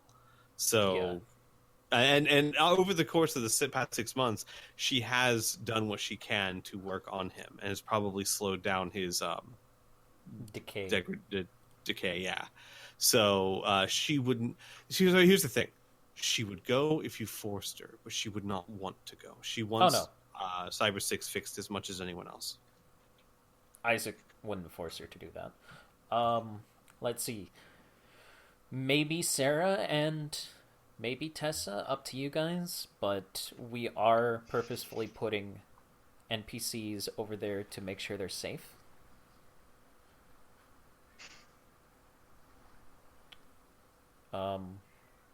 Would Cathor want to go? Because he's never been there. He might find it interesting. Yeah. If you guys would want him to go, he wouldn't mind. It'd be a new experience. He fully admits that he is not exactly the adventurer he used to be. Though if you need his help, he does have Rapture, which is a very powerful artifact, and his own little toys. But if you want him to go, he's not opposed to it. He thinks it might be fun. Then I'll leave it up to you guys. I don't know what I want to do with Tessa. That's like partially not wanting to leave her out of sight, and also it's Candyland, but also dangerous place we're going to. But also potentially one of the coolest places anyone has ever seen. Tell you what, guys, how about we take a small break, because I need to run to the little girl's room. You guys kind of figure out what NPCs, if any, you'd like to leave behind, and then we'll do that. Okay. And I'll be right back.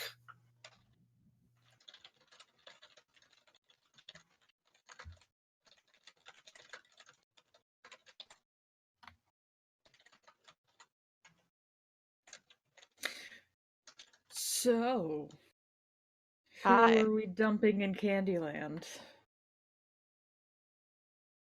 Not the teenagers. I don't think we should do that. I thought that was the plan. I'm being sarcastic or joking. I don't. Oh. I wasn't serious. I'm too tired for this. That's fair.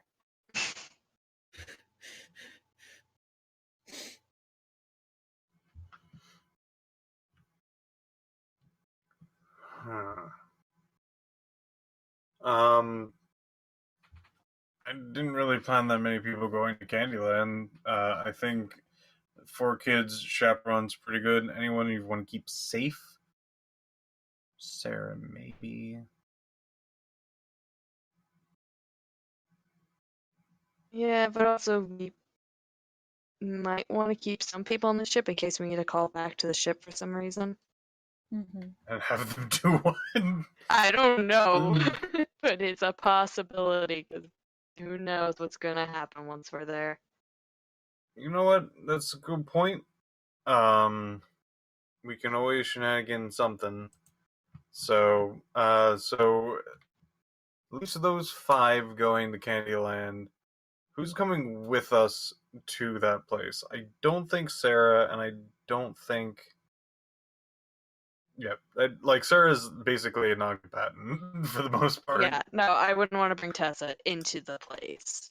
Yeah. Yeah, aside from Indigo, I'm not sure who else I would want to bring. The only one who could would be Hart, because she's actually proven herself pretty useful in most cases, as well as having power armor. Yeah, I assumed Hart would be coming with us as well as Indigo. But she's also useful in many other ways. Yeah. Well, Cathar probably. I don't. I'm good with Cathar coming. You want Cathar to come with us? Yeah, well, Okay. Yeah. I mean, he honestly, has I think Rapture. it makes sense, especially since we're going to a place where clearly there is some seriously advanced technology, and he is a techno wizard. Oh, fair, True. yeah. That might be useful. Yeah. Okay, so that'll be our 3. That will go physically with us. Yeah. Sounds like a plan. So the rest is just, do we keep people on the ship or do we send everyone else to? We We should keep- have people on the ship. Yeah. Yeah. If push comes to shove, we could have one person on the ship go back, get the novice pilot, and do something with the ship. Oh, Yeah. yeah, that's actually, good point.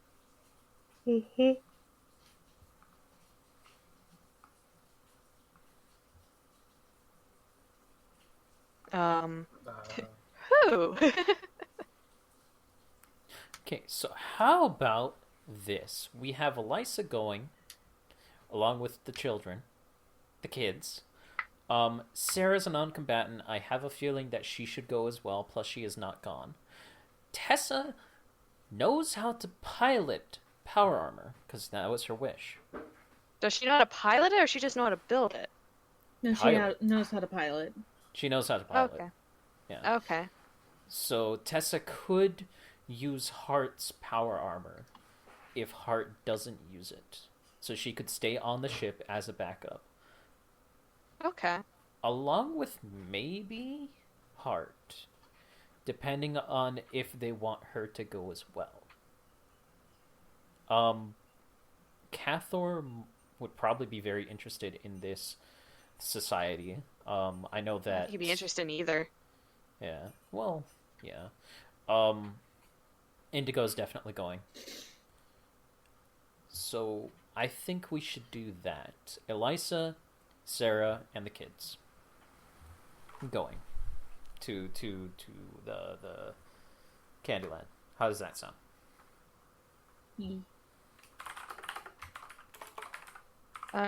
Sure.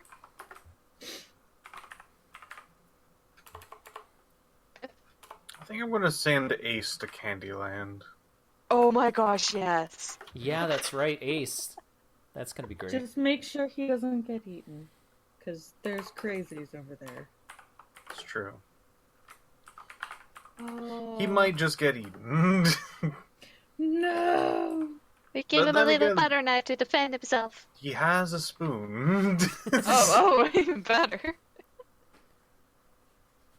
No. What you gotta give him is a spork. That way he can stab and scoop. Give me a sec. I'm gonna try something. Okay. Hi. Can you try and talk for a little bit more, Mackenzie? Words. Okay. Can you hop out, then hop back in, please? Okay. Thank you. Alright, try speak. Hello? Perfect. For some reason, Was that being it was robotic? robotic-y. Yeah. Oh, okay. It was I like wasn't that having any for issues. a good portion of the session, but that's fine. Why didn't you It'll tell be me? fine. Cause I thought it was on my end. It might actually Cool. still just be on your end. I did not notice that at all. Yeah. Oh, It of was course it's the very person recording. Yeah. Well, it's fine. We're on a break. It's fine. We got it fixed.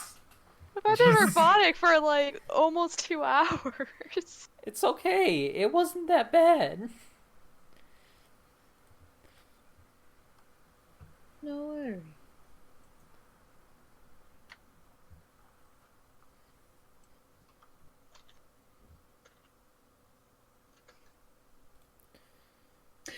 Oh yeah, food. I didn't do that. Give me 1 second. Okay. Yeah.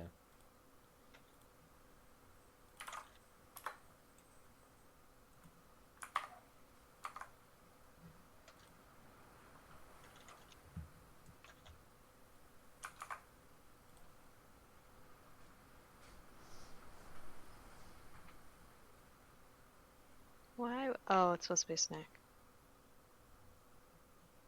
I thought people were just making jack-o'-lanterns out of bell peppers. Mm-hmm.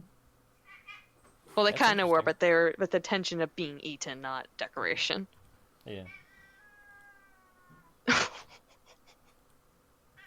Is it the cat in the background? That cat sounded so desperate. Yeah, she wants outside.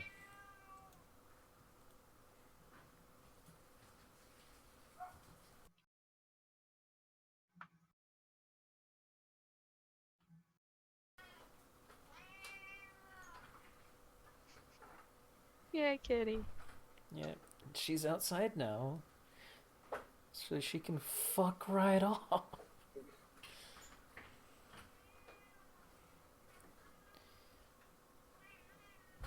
It's one of those cats Sorry about that. Oh yeah, No worries. problem. But it's one of those cats that come inside and immediately like turn around and want to go right outside. Right after you sit down. So it's like you have to get up. Elora is AFK for now, but Got we it. have chosen what our plan shall be. I see. Elisa, ACU, Sarah, the 4 kids, and Kid are all going to stay on Candyland. No. Where are you getting Kid from? Hang on one second, sorry. Squee. Sorry, I was called real quick. I'm getting Kid from my head. It's just the fact you said 4 kids and Kid. Quick, she's AFK. Leave her. Okay, well, I guess we're Oh. leaving her. So on to the rest of the story. Like for the entire time you guys are there, I'm going back to Kid. Kid, what are you doing? I'm in the monk's compound. That's fascinating. Back to the story. Back do to the that. story that Hi. really matters. Oh. Yeah, that's terrible. Ouch. Ouch. Ouchie. Oh, what have I here? Oh my god. I'm just verifying that's the one. Yes, that is the one. Someone suggested in chat, what if you were to teach the worm magic? Oh. I mean, I don't you would understand. know magic. I don't see. It's not really a mystery. Yes, Piff, that is the correct spell. What I had written down was just a summary of it. Like on my NPCs, I have a summary of what the spell does. Yeah. So, but yeah, I've been like slowly categorizing like all of the spells because I have like shorthand on a lot of this, but any sort of like written detail, I just have like just basically a photograph of the thing. No, I totally understand. The thing. The thing. The thing. Ba-da-ba-da-bum, bum. Boop. So, you're 6 months in space. You survived it. We did.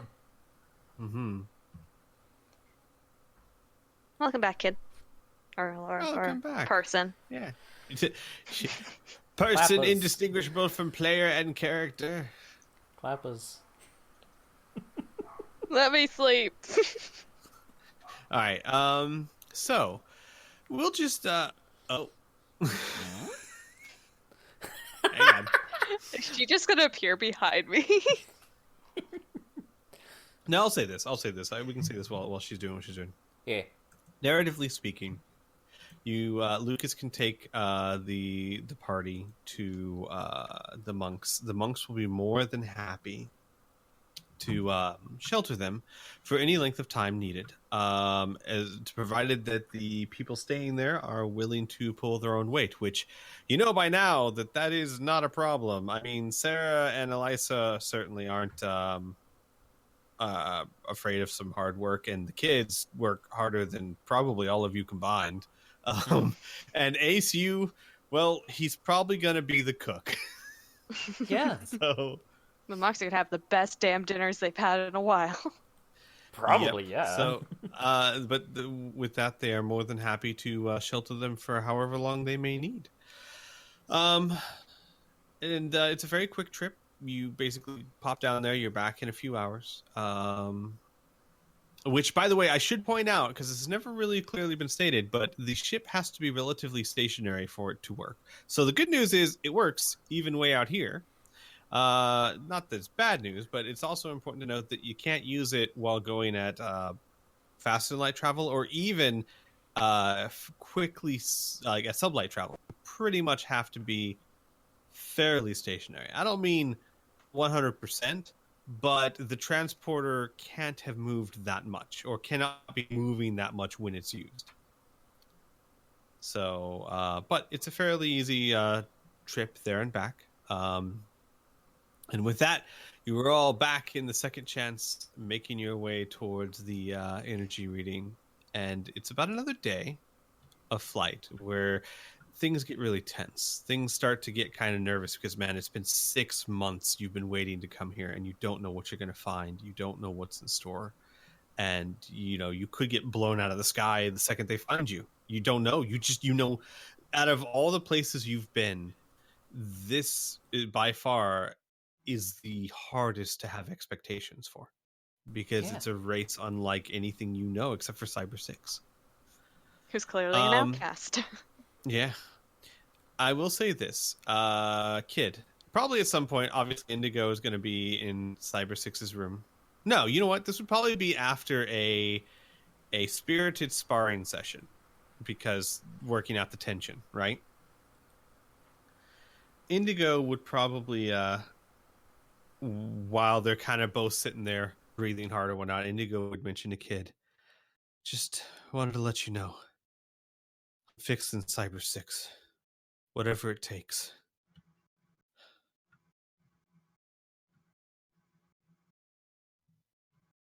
And, yeah. Sorry.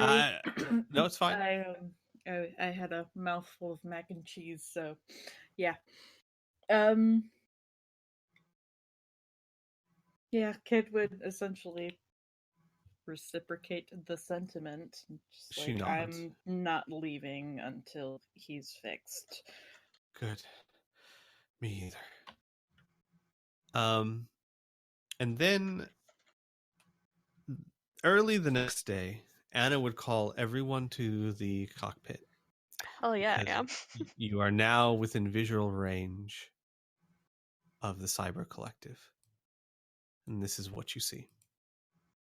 You are still many light years out. And this is what you see, unzoomed. A massive blue star. To give you some idea, probably 1,000 times the size of our sun. And built around the blue star is a Dyson sphere, a megastructure designed to capture a massive amount of energy emitted from the star. It looks like each one of these panels, if you want to call them that, is a, you hesitate to call city, because at the size you're looking at, that's not a city. That's not even a world. That is a built structure that is probably the size of, basically each one of those panels covers the size of the orbit of the Earth around our sun. That is how big each panel is. This structure is the biggest thing you have ever seen. And the reason why your readings were a little weird was because the Dyson sphere is orbiting around the sun. And sometimes you see the sun, and other times it's blocked by the panels. So your readings are contingent upon that.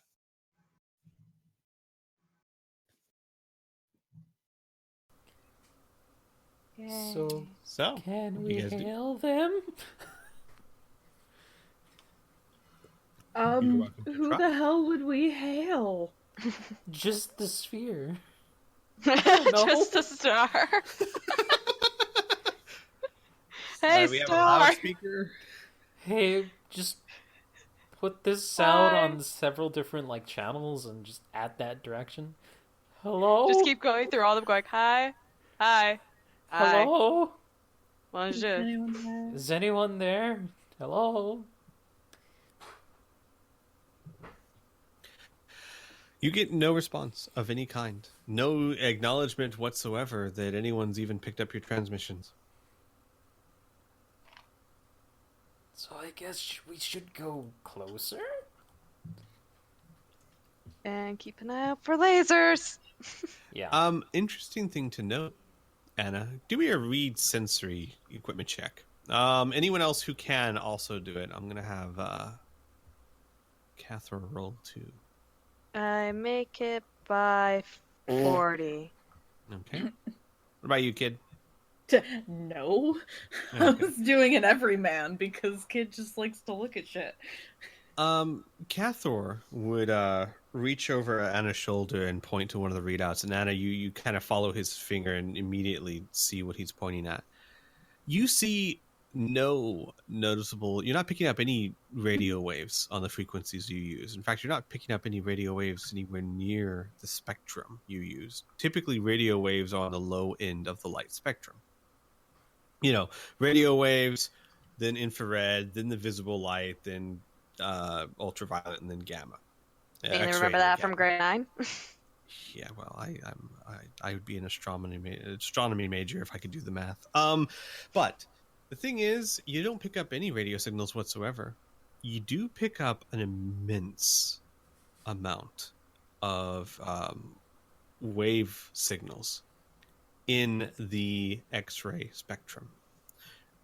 So much so that it looks like you would expect the radio waves would of a metropolis. And Cathor kind of looks to it and he says, perhaps they use a frequency far higher than what we're used to. Of course. Makes sense. Well, Yeah. it does pose a bit of a problem. No equipment we have, honestly, no equipment I've ever conceived of could transmit X-ray wavelengths like a radio.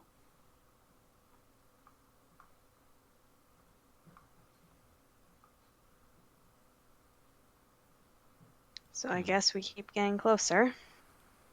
Yep. Either that or was Cyber 6 was transmitting a signal, right? That's how we followed it, or Not he quite. was He was receiving picking a signal? up. Yeah, he was receiving the signal from here. Okay. Could we, like, what kind of signal was it? Was it the X-rays, or was No, a it was different actually the opposite in the spectrum. It was very low, below microwaves. It was a very low wavelength designed to carry immense distances. kind? Okay. Now, this is just a wacky idea. But what if we were to just take that, copy it, put it as loud and annoying as possible, and throw it at them? Throw that same signal at them. So it's like a, look at us over here. Or is that a We bad got idea? something special. Yeah. Like a boop, basically. Like a boop. Well, it's better than them shooting lasers at us. Yeah. All right. You could attempt to do that, or more specifically, Hart could attempt to do that. Yeah. She'd be the only one that could probably MacGyver something like that. Give me a I second. don't think But, Radio hey, Basics gonna help on that one. yeah, well, but there's a reason to pick up NPCs, and this would be one of those reasons. Let's see here. That would probably be... Honestly, that would probably be programming. No, wait, that would be this. Okay. Yeah. And hell, we could just have it relayed through the Naruni sensor, maybe. Okay, I'm going to give this a severe penalty for obvious reasons, but has a chance to succeed. It's true. There's no laser. Should be adding it. Well, okay. Oh, it's 100! Well, Oh my It's a legendary failure, so I felt this one coming. Oh my god!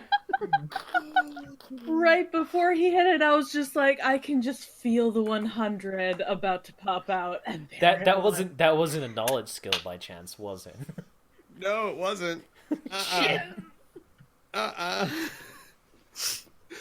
Fail in epic fashion. So for The those first of you legendary who, fail in a long time, and it wasn't even a Yeah. player that rolled it. You know what? That's okay. for those of Dang you it. who are fairly new, because it has been some time, anytime someone rolls a skill check, not a knowledge check, but a skill check, and they get a 1, they succeed in legendary fashion, which means that they get some sort of extra benefit from it. It's not just they succeeded epically. And 100, when they roll a 100, is not quite the opposite. It is a failure, but it is a failure on an immense scale that kind of gets the outcome they want, but almost never in the way they want it. So, here's what happens. Hard is trying to build something that no one's ever tried to build before, which is a radio that transmits on X-ray wavelengths, and using the Naruni antenna device, the radar device, to do it. So here's what happens. It takes about 6 hours or so as you continue to approach, and that during that 6 hours you've had no contact, no one's flown to you to or from the sphere, nothing, right? And then she finally she basically has a bunch of wires coming in and does a bunch of stuff, and she finally goes, okay, I think yeah, no, I think it's good. I think it's good, guys. Are you ready? And she's got like it wired up to a personal computer, and she's like has her finger out ready to tap the screen. We doing this? Yes. Yeah? I think so. Yeah. Okay. And she like closes her eyes and she taps the screen. A couple of things happen. The signal emitted reversed. Basically, the signal was reversed and amplified and thrown back through the antenna. The antenna emits a signal on this frequency so loud that your sensors read that it vibrates the whole of the entire ship. If you were not in this alternate pocket dimension, there is a chance that the noise of the vibration of the whole of the ship could have popped eardrums. That is how violently the ship vibrates. You don't notice any damage, but basically it's like a and Inception noises. yeah, you notice that the sensors tell you immediately that is the last time you're ever going to use that antenna, because it seems to have Oh, the Nerudian antenna exploded a little bit. Oh, And no. Did but Heart but- explode the unicorn horn? yeah, Oh no. but Oh no. hey, you get a response. Is it a response we can understand? Uh-huh. Your radar is lit up with about 637 objects moving from the closest panel towards you. Fuck. So Hart like opens her eyes, looks around. Did it work? What did you do? Oh no. Nothing? She just like smiles at Kid like innocently. Oh my god, we're dead. For all we know, we just like said the worst possible insult to them in X-ray, and now they're coming to kill us. Well, we want to help Cyber 6, so Hands up. I think we just put our hands up and try and broadcast. Hey, now that we got your attention, we need your help, please.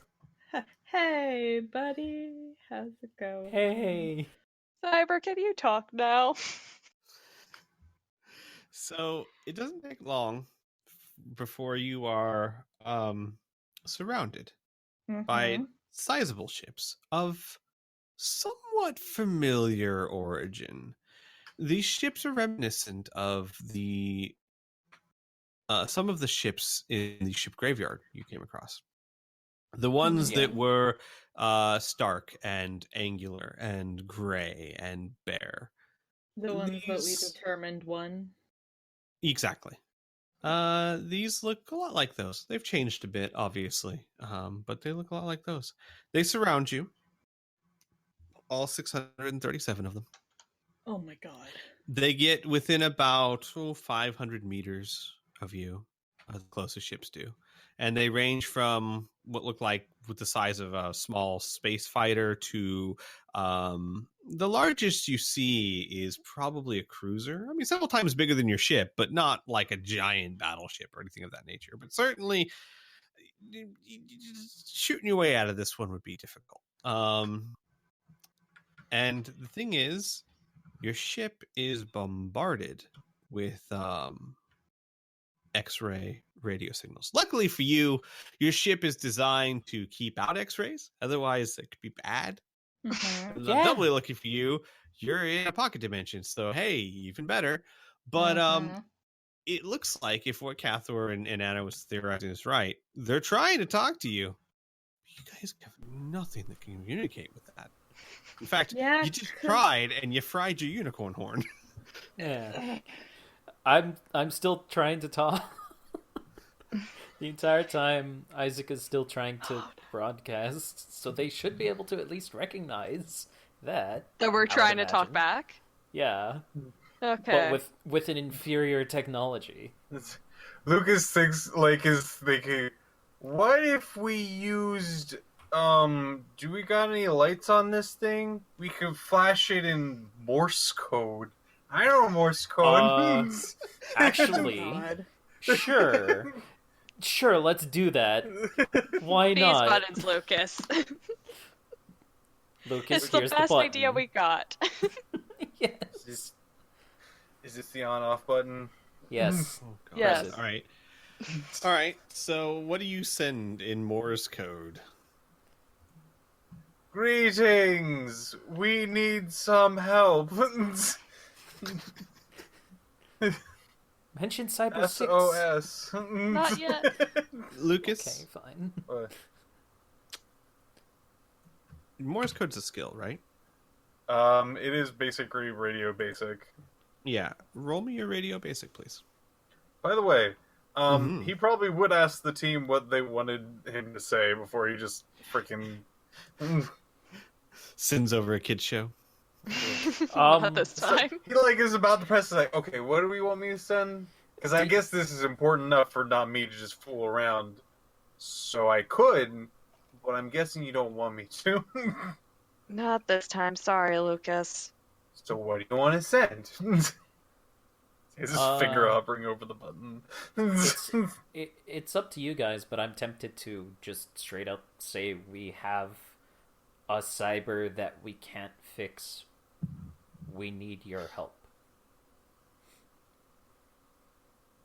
Something I along like those that. lines. Other than if we're gonna bring up Cyber 6, I'd rather it be very vague. Yeah. We have a. Wait a second. Lucas stops as player stops for a second. Uh-huh. Lucas can't spell. So he can't spell, but he knows Morse code, Oh my which fucking involves god. language. And you know what? That's stupid enough that I'll just let it be. Yeah. Look, let's not touch that one. Push comes to shove. Anna also has Radio Basic, and I did not realize Morse code was under that. Oh my God. I think it's under Radio Basic. Here's what Yeah, we will I say. have it. No, here's how he will rationalize that. Lucas, if he looked at something that was written in dots and dashes, he could read it because he understands Morse code. But he doesn't know what an A means. He doesn't know if he sees something that looks like a B, he doesn't know what that stands for. Letters are boring. It's almost like it's almost like someone who knows how to read Braille, but doesn't know how to read written text. If that makes sense. Yeah, Yeah, I I like that. I like that. Yeah. Oh my god. So there. So That's what the we're message going is, greetings, we need your help. We have a cyber, and we can't fix them. They are dying. You said, right. Go ahead and roll your radio operation. Once it loads, Okay, Yay! you succeed by 32. I'm competent. So Yes, you are, Lucas. it's a clever idea because Morse code's one of the, and the thing is, this isn't Earth Morse code. This is 3 Galaxy Morse code. And it's one of the oldest forms of communication in existence that was used many, many hundreds of years ago when alien races were starting to meet each other. Which means that it's possible that this society knew of it before they moved out here. And there is a few minutes of quiet response. And then Lucas, one of the ships, gets in front of yours and starts flashing lights back. My Message- eyes. The message basically reads, follow this ship. Do not make any sudden movements. When landed, exit your ship. Looks like we're under arrest. All right. You know what I'm gonna do? Isaac is going to, as fast as possible, rush to his room, grab his blanket, and then rush to where the pink chick is, and put the blanket over the stasis pod. Yes, please. Thank you. I forgot about that. Lock the door, please. And lock the door, yes. I thought he was going to be like, get my blanket and hide underneath it. No. Oh, I thought he was going to use it to carry it's Cyber 6. slightly dumber, where you throw a blanket over an entire, like, fluid capsule of person, probably dripping over their face. What's that? Nothing. That's It's why you lock the nothing. door and don't mention It's why big it's and locked. glowy with pink legs under there. All right. Oh, God. All right. So, Anna, do you comply? Yes. Okay. You follow the ship. Some ships form up around you, but none of them seem to take threatening gestures against you. And you can tell this, at least from your sensors. None of them have charged up their weapons. So, it's a positive. And you Nope. begin to follow that ship back towards the Dyson sphere. And you head towards the nearest panel. And as you approach the panel, you the course angles so that you kind of go this way, and then as you begin to cross the threshold of the sphere, and let me tell you, at first you're traveling at faster than light speed, and then you slow down and you start traveling at your ship's maximum speed, and it seems like it's crawling because that's how immense this object is. But you basically get to the edge of the object, and you are guided through the edge. Like there's an entrance over here that goes into the inside of this panel. And when you get to the inside of the panel, what you see is hang on. A Something like giant pizza this. party. Oh. If you scroll down on your map, you'll see.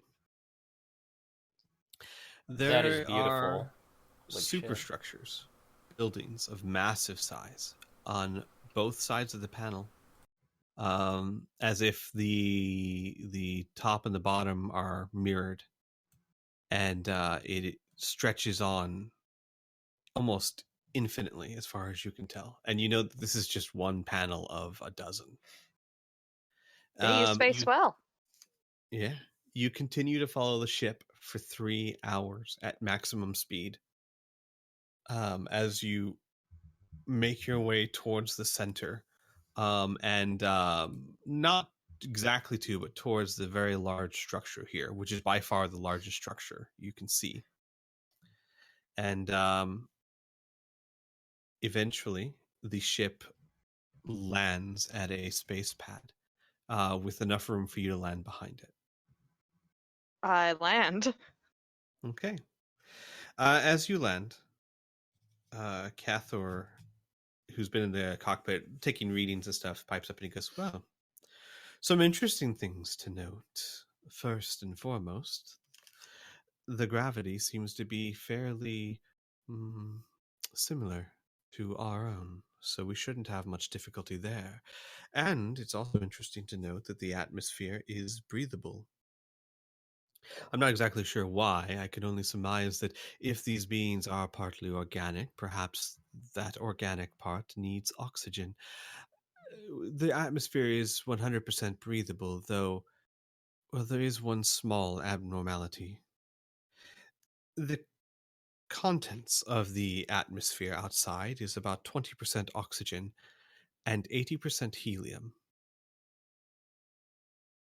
So we're gonna talk real high pitched. That would appear to be the case, yes. Otherwise, it's completely harmless. Don't know how they would feel about us leaving in armor, anyways. Well, Should we ask?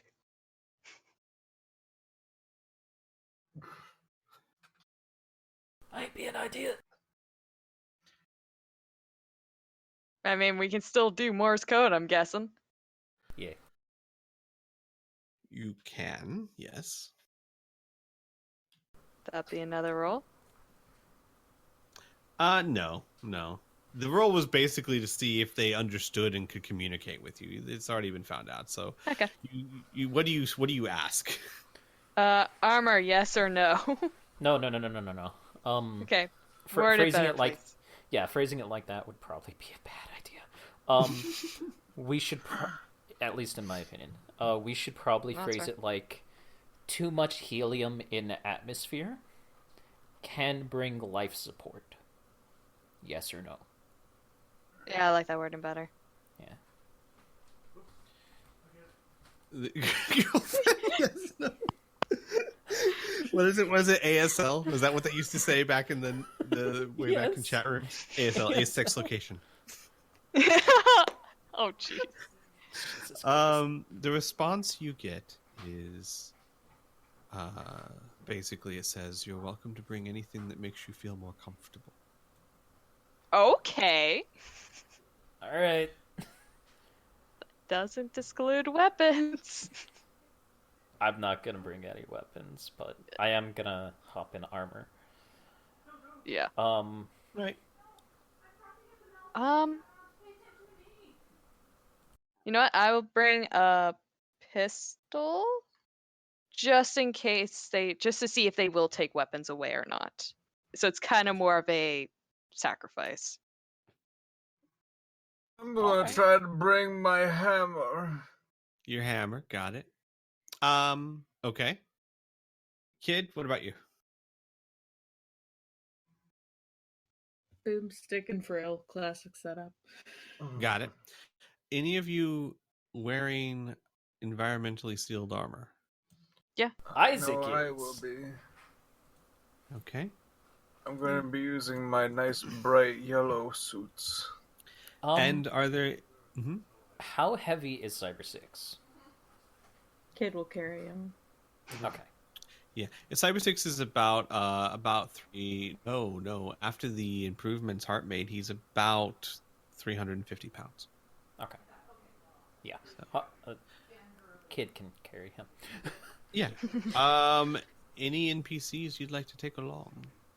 I don't know about Indigo. Indigo. She doesn't definitely. want to get into the No. She probably no. Probably, Yeah, Indigo would love to go. Anyone else? Probably Heart. Okay. Tessa's staying on the ship for Tessa's in case staying of on the ship. communication. Yeah. Makes sense. what you call it, Cathor. For my sanity. So okay, so Cathor. So those three. That's good. Okay. Yeah. So oddly enough, Heart's gonna wear her power armor because she's a little nervous. Cathor and Indigo are not going to wear armor. Cathor, because he says that he has no reservations whatsoever about sounding a slightly higher pitch. And Indigo just shrugs and she goes, I fight better without it. Anna's gonna go. Not that I want it to come to that, of course. Can you at least take my jacket? So you have something? She shrugs and she goes, I already have something far better. And she kind of like takes down her jumpsuit and you see her tank top underneath it. In Indigo's skin, and you would have seen this at some point, she has living... It's weird. Something Cyber Knights have is like a living metal armor that's infused in their skin. Her living armor is better protection than your jacket would give. Because it's mega damage protection. I don't know if I've ever actually gotten a description of Indigo, to be fair. No. So Indigo is... Hang on, I can pull up a picture for you. She is a Cyber Knight in all senses of the word. Let me roll down a bit here. And most Cyber Knights have a... Tom I'm sorry. Burn and Piff would be familiar with this. There are implants you can get in your skin or on your skin. It's like basically metal plates grafted onto them that provide you mega damage protection. Either Indigo on the top or inside of your skin, which is called cyber armor. Correct. Now, Cyber Knights have a more advanced version of it that is actually a type of living metal armor that can repair itself. And it's neither on top of the skin nor underneath the skin. It is a part of the skin.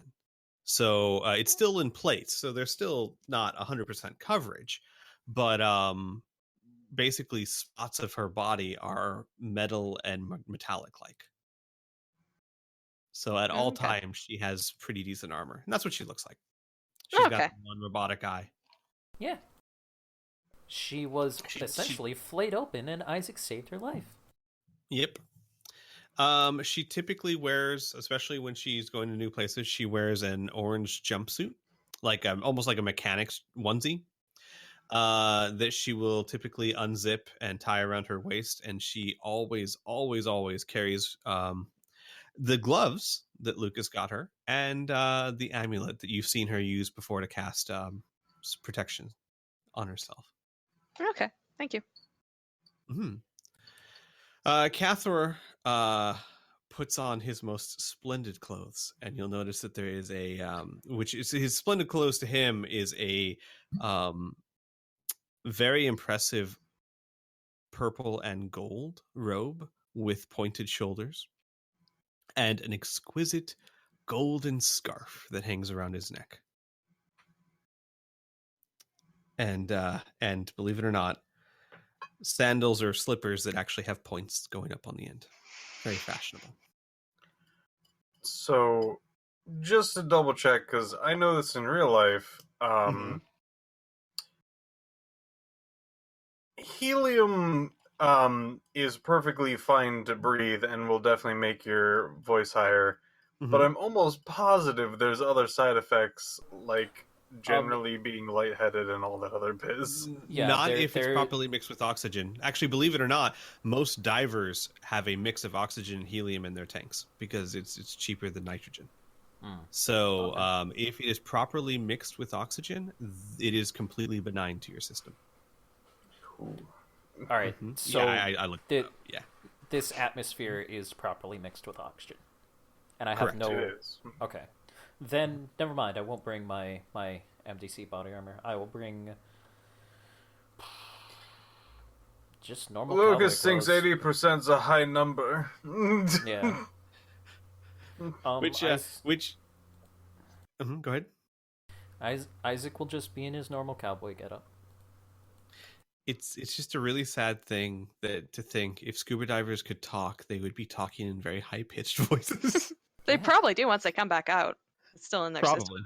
But yeah, Probably. it's they do that because helium is a cheap, benign gas to mix oxygen with to put into the tanks. So, but yeah. So Probably. it's perfectly breathable. The only thing is the side effect of your voice. Okay, then I'll just wear jacket and the boots. Okay. Well, I don't know, and but normal clothes. it might also have something to do with buoyancy as well. So, That's possible too. Yeah, I didn't write a thesis on it. I just looked it up briefly because when I thought of the idea, I was like, they're gonna have an atmosphere, but would it be just like ours? how Oh, dare you? How oh no, it wouldn't dare be. you? So you guys get ready, and Well, if everyone Heart. else isn't going to have armor, then Kid isn't either. Well, Oh, Lucas still does. Oh. Heart's still sticking in her power armor. She's nervous. I don't like high numbers that isn't oxygen. Oh my God. Lucas, do you know what oxygen is? It's the thing we breathe. Fair enough. Mm. So, you guys prepare, and you walk down the ramp. Oh, by the way, what about Ryle? In the necklace. In the Got it. necklace. So Got we it, walk got it. down the ramp with Cyber 6 in Kid's hands. You walk down the ramp with Cyber 6 in Kit's hands, and as you get to the bottom of the ramp, you are greeted with a contingent of 20 individuals. They all bear a resemblance to Cyber 6. You can definitely tell they're from the same stock, I guess you'd say, but they do, have several differences. There are some that are much bigger, brawnier. They wear very thick metal plates over most of their body, to where you can see, for example, if this was a combat situation, this wouldn't provide them full cover, but it would be really difficult to not hit the plates. They definitely Yeah. look like they're designed to take or give damage. But you also have others that are much less bulky, more similar to Cyber 6's design. um, and then you even have a few that are almost skeletal in appearance. Like, so you have the medium ones that have plates of armor, like Cyber 6 did, and then you have some that are almost as if they have no armor at all. They're all about the same size. They're all about the same height, the same build, give or take. But it's generally speaking, it's almost as if they're wearing different outfits, but those outfits are made of some form of metal alloy. And the ones that are in the center of the procession are the ones that are wearing the least amount and seem to be the most skeletal. They seem to be a bare frame. They're covered completely in a smooth type of metallic metal, but you don't see the same type of plating that you've seen on Cyber 6 or the others. And as you approach, they hold up a light that begins to play in Morse code. Lucas, you easily enough discern, do you speak these languages? And then it will start to just list languages. And basically, it's a list of about 20 different languages, and all of them hit the spectrum of what you know. So pretty much every language you know is in there somewhere, including Common. Hello. More like, hello. Mm. Okay, I'm not going to make you guys talk like that the whole time, but just understand Yeah. that is what you sound like. There's a brief pause, and the one that held up the light puts it down. Hello. Hi. Sorry. I should introduce myself. I guess. I think. I am 3x1011. And you are? I go by Isaac. This is hard. Isaac. Yes. What is your numerical denomination? Oh, no, we don't have numbers. We have names. They all kind of look at each other, and they start murmuring in like a robotic. That is very difficult to remember, but we will try. Isaac. Heart. This is the robot will point to one next to him, which seems to be of a more feminine frame. And this is an interesting thing to note. It's clear to tell that there are male frames like Cyber 6 and then more feminine frames that have bodies shaped like a human female, more or less. Not human, but that, you know what I mean. Breasts, hips, etc. Humanoid. Humanoid, thank yeah. you. And he'll extend his hand and say, "This is my wife, 2x103."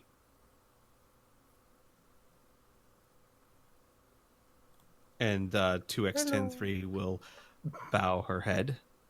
Hello. You must forgive us. We have not had contact with anyone for hundreds of years, much less anyone of the organic nature. No, you must forgive us. We understand that you went out of your way to isolate yourselves, and we kind of sought you out. But our friend here, 6, is really hurt. 6. And again, they look at each other. And then 3x1011 looks back to you. Cyber 6.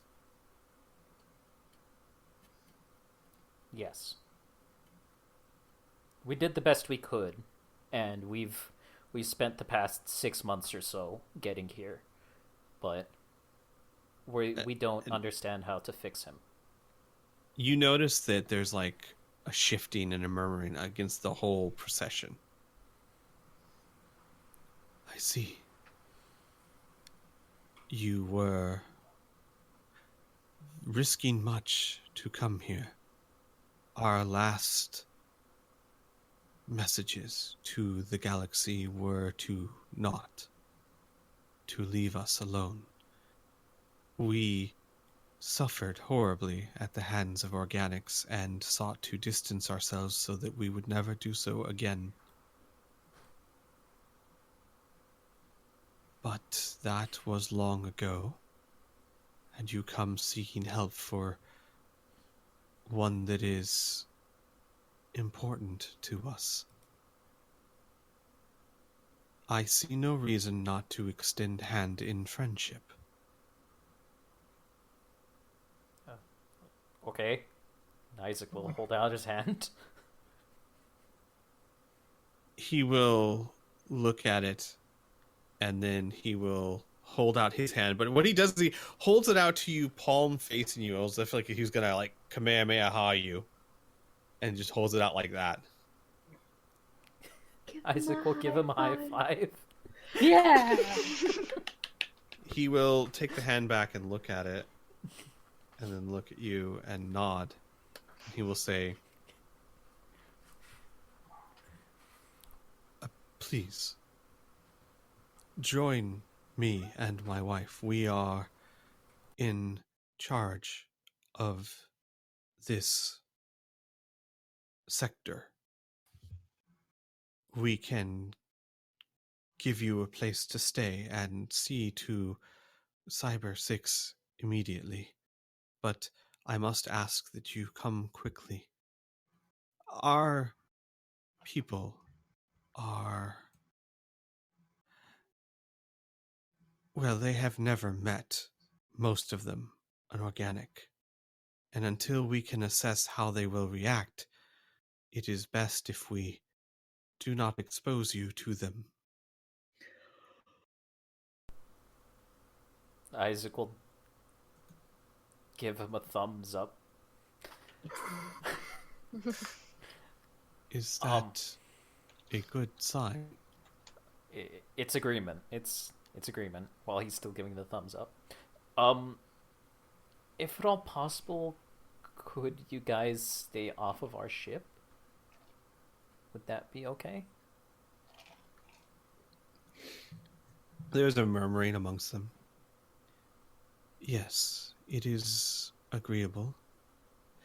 Thank you. But know that if your ship attempts to leave without clearance, it will be destroyed.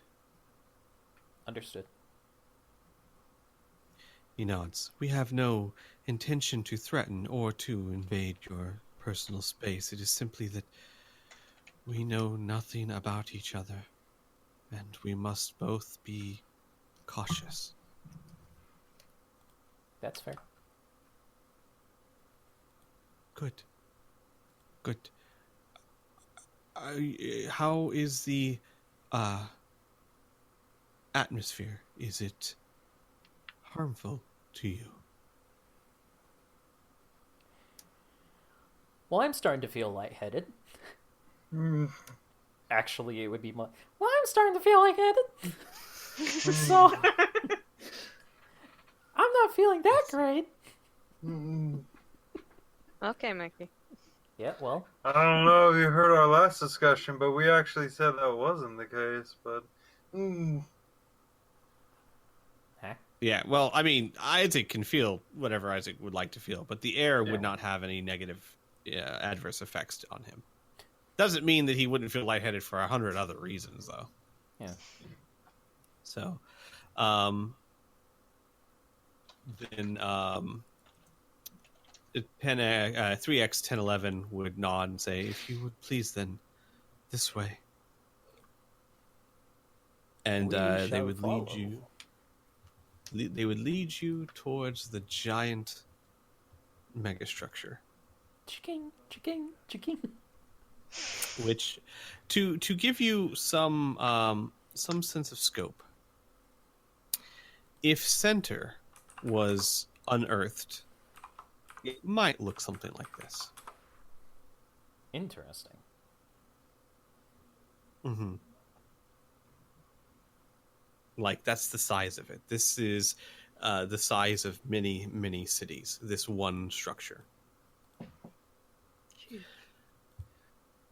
And you see a curious, as you walk towards it and walk into the building, you see a curious thing on the side, written in a language that, well, Lucas can't read it, but the rest of you can. You do see that on the buildings are names written in languages you understand. Usually they're what it is, it's like a light sign that the name will change in different languages. And finally, when it gets to a language you understand, you see the words peach tree. And then they usher you inside. Inside, it is very, believe it or not, very well furnished. The carpets are generally red, very thin carpets. There are floor strips and wall strips that emit a gentle white light.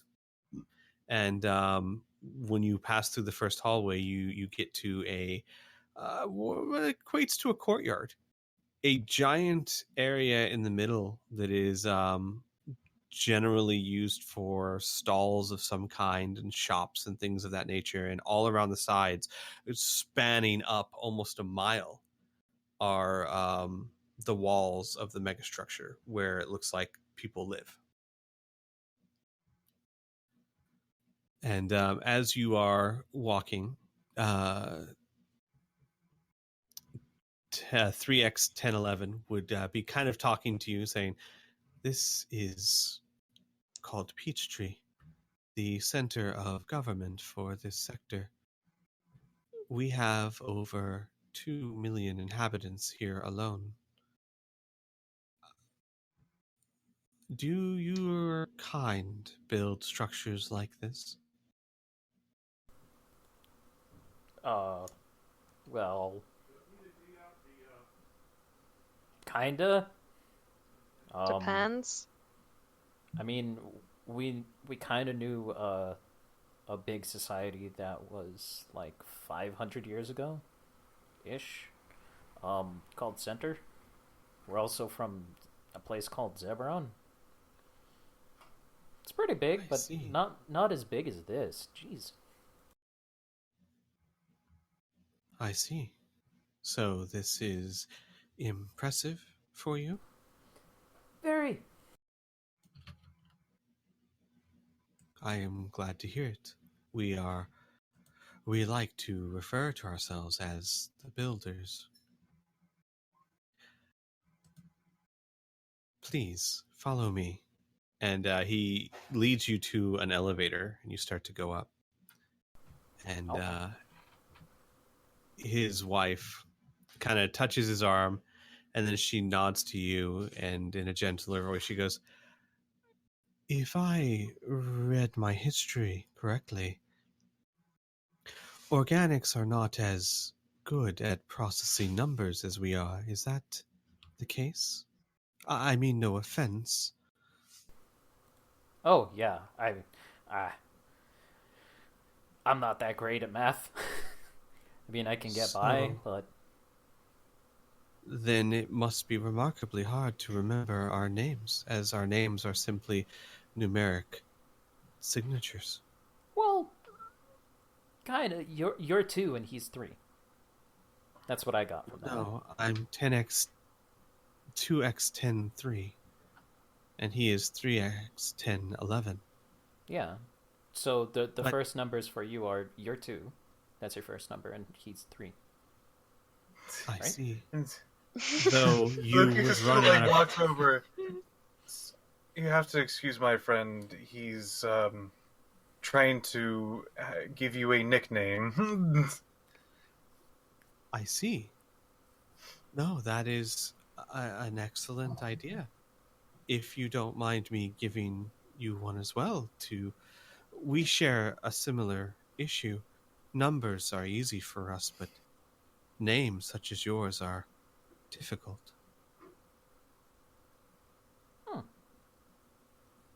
That's fine. You can. Though I might Assign- suggest something other than simply one number, or you will run out of nicknames very quickly, I'm afraid. True.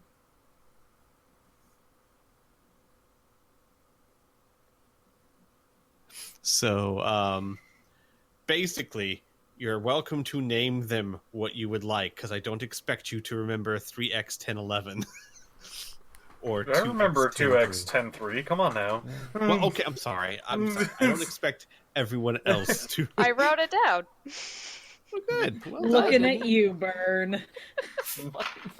Okay. It took me 3 tries to get the one guy's numbering right, but I didn't write either down. So I mean, So, like, are they trying to establish name numbers for us right now, or? Mm-hmm. probably yeah. Mhm. You can Okay. call me number one.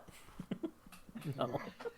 I'm going to have to make a list before next week of what your numerical names are. That's fine. Kid's gonna shoot that down real quick. Just saying. That's fine. Oh. Kid can be number 1. No, Kid doesn't want a number. Oh. Then she will be so 0.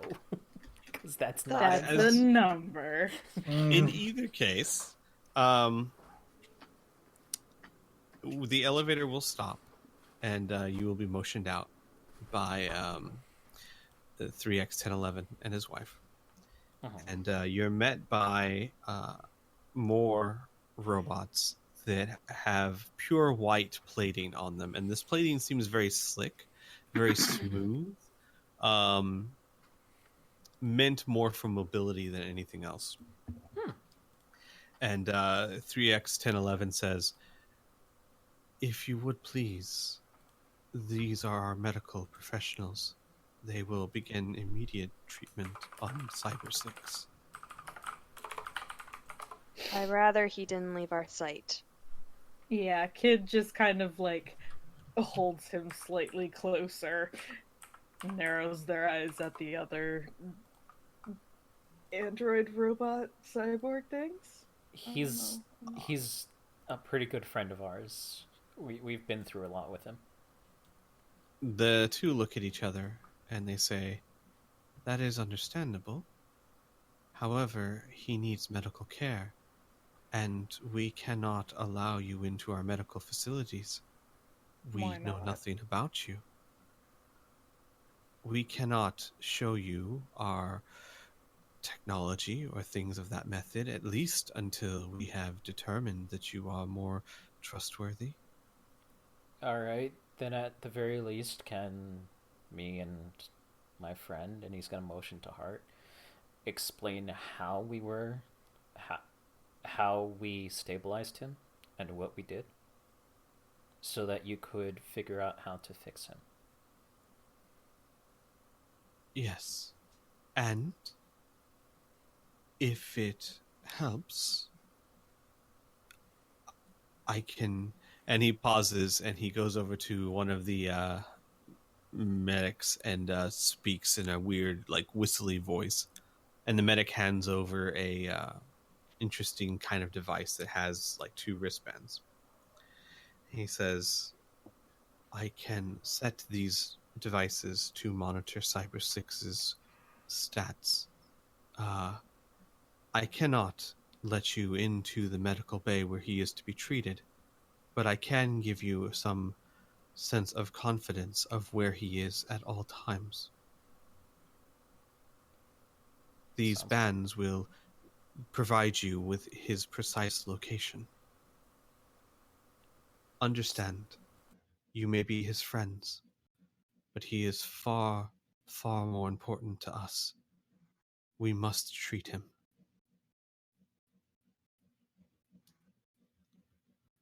Okay. And can we narratively say over the next few minutes, Hart and Isaac go through what they did? Sure, absolutely. In fact, as a okay, so first things first. While you're explaining that, several of the robots go to Kid and attempt to carefully take Cyber 6 from them. Kid is very gently keeping him out of their reach. Kid, Hmm. he needs to go and get fixed. We came here for that. We can't help him, otherwise we wouldn't have come here.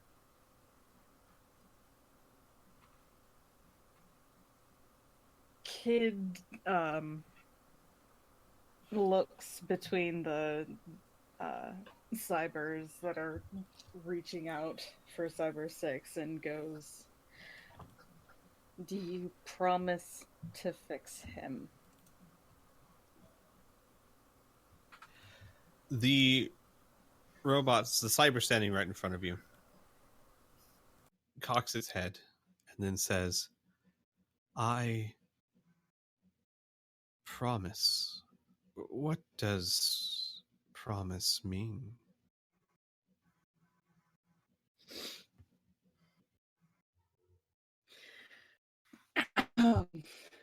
Oh, Kid, that's not how you need to make friends. It means a punch in the face. Swear? Almost. That would be less violent. Oh God.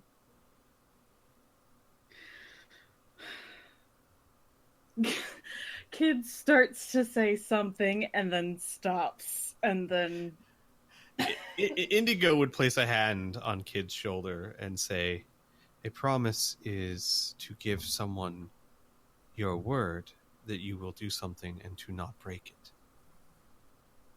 "Ah, then I give you my word that we intend only the best care to bring him back so that he may avoid deactivation. I can promise you this. We want nothing more than for Cyber 6 to walk among us again." Well, okay. Kid eventually grumbles and holds him out. But as they start to take him from them, they lean in and say, "If he dies, I'm taking you with him." Oh, Jesus fucking Christ. The medical robot takes Cyber 6, and he will say, "That does not make any sense. Even at your best efforts, you could not save him. So if he dies, will you take yourself as well?"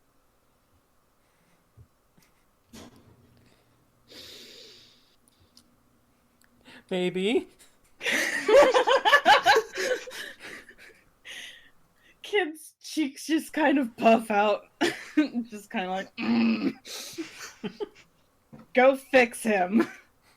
With that, he will turn and begin to walk away with Cyber 6. And as he's walking away, he will note loudly, "It seems that he has had some alterations." Oh, right. And All right. You should tell them what you did. oh, yeah. So he was a good friend, and we were talking about how neat it would be if he had some engines, some rocket thrusters in him to make him like more mobile and a bit stronger and all kinds of things. So I designed and built some for him into his mainframe. Unfortunately, well, I couldn't really help with the inner parts. They all like stare at Hart, and 2x103 says, "You were able to install modifications into a cyber. Yeah. Was that bad?" And she goes to get Isaac's hand to hold it. Isaac, she's in power armor. You know right now, you know enough to know that if she grabs your hand, she's breaking it. Yeah, no, he's going to make sure that he doesn't offer her hand.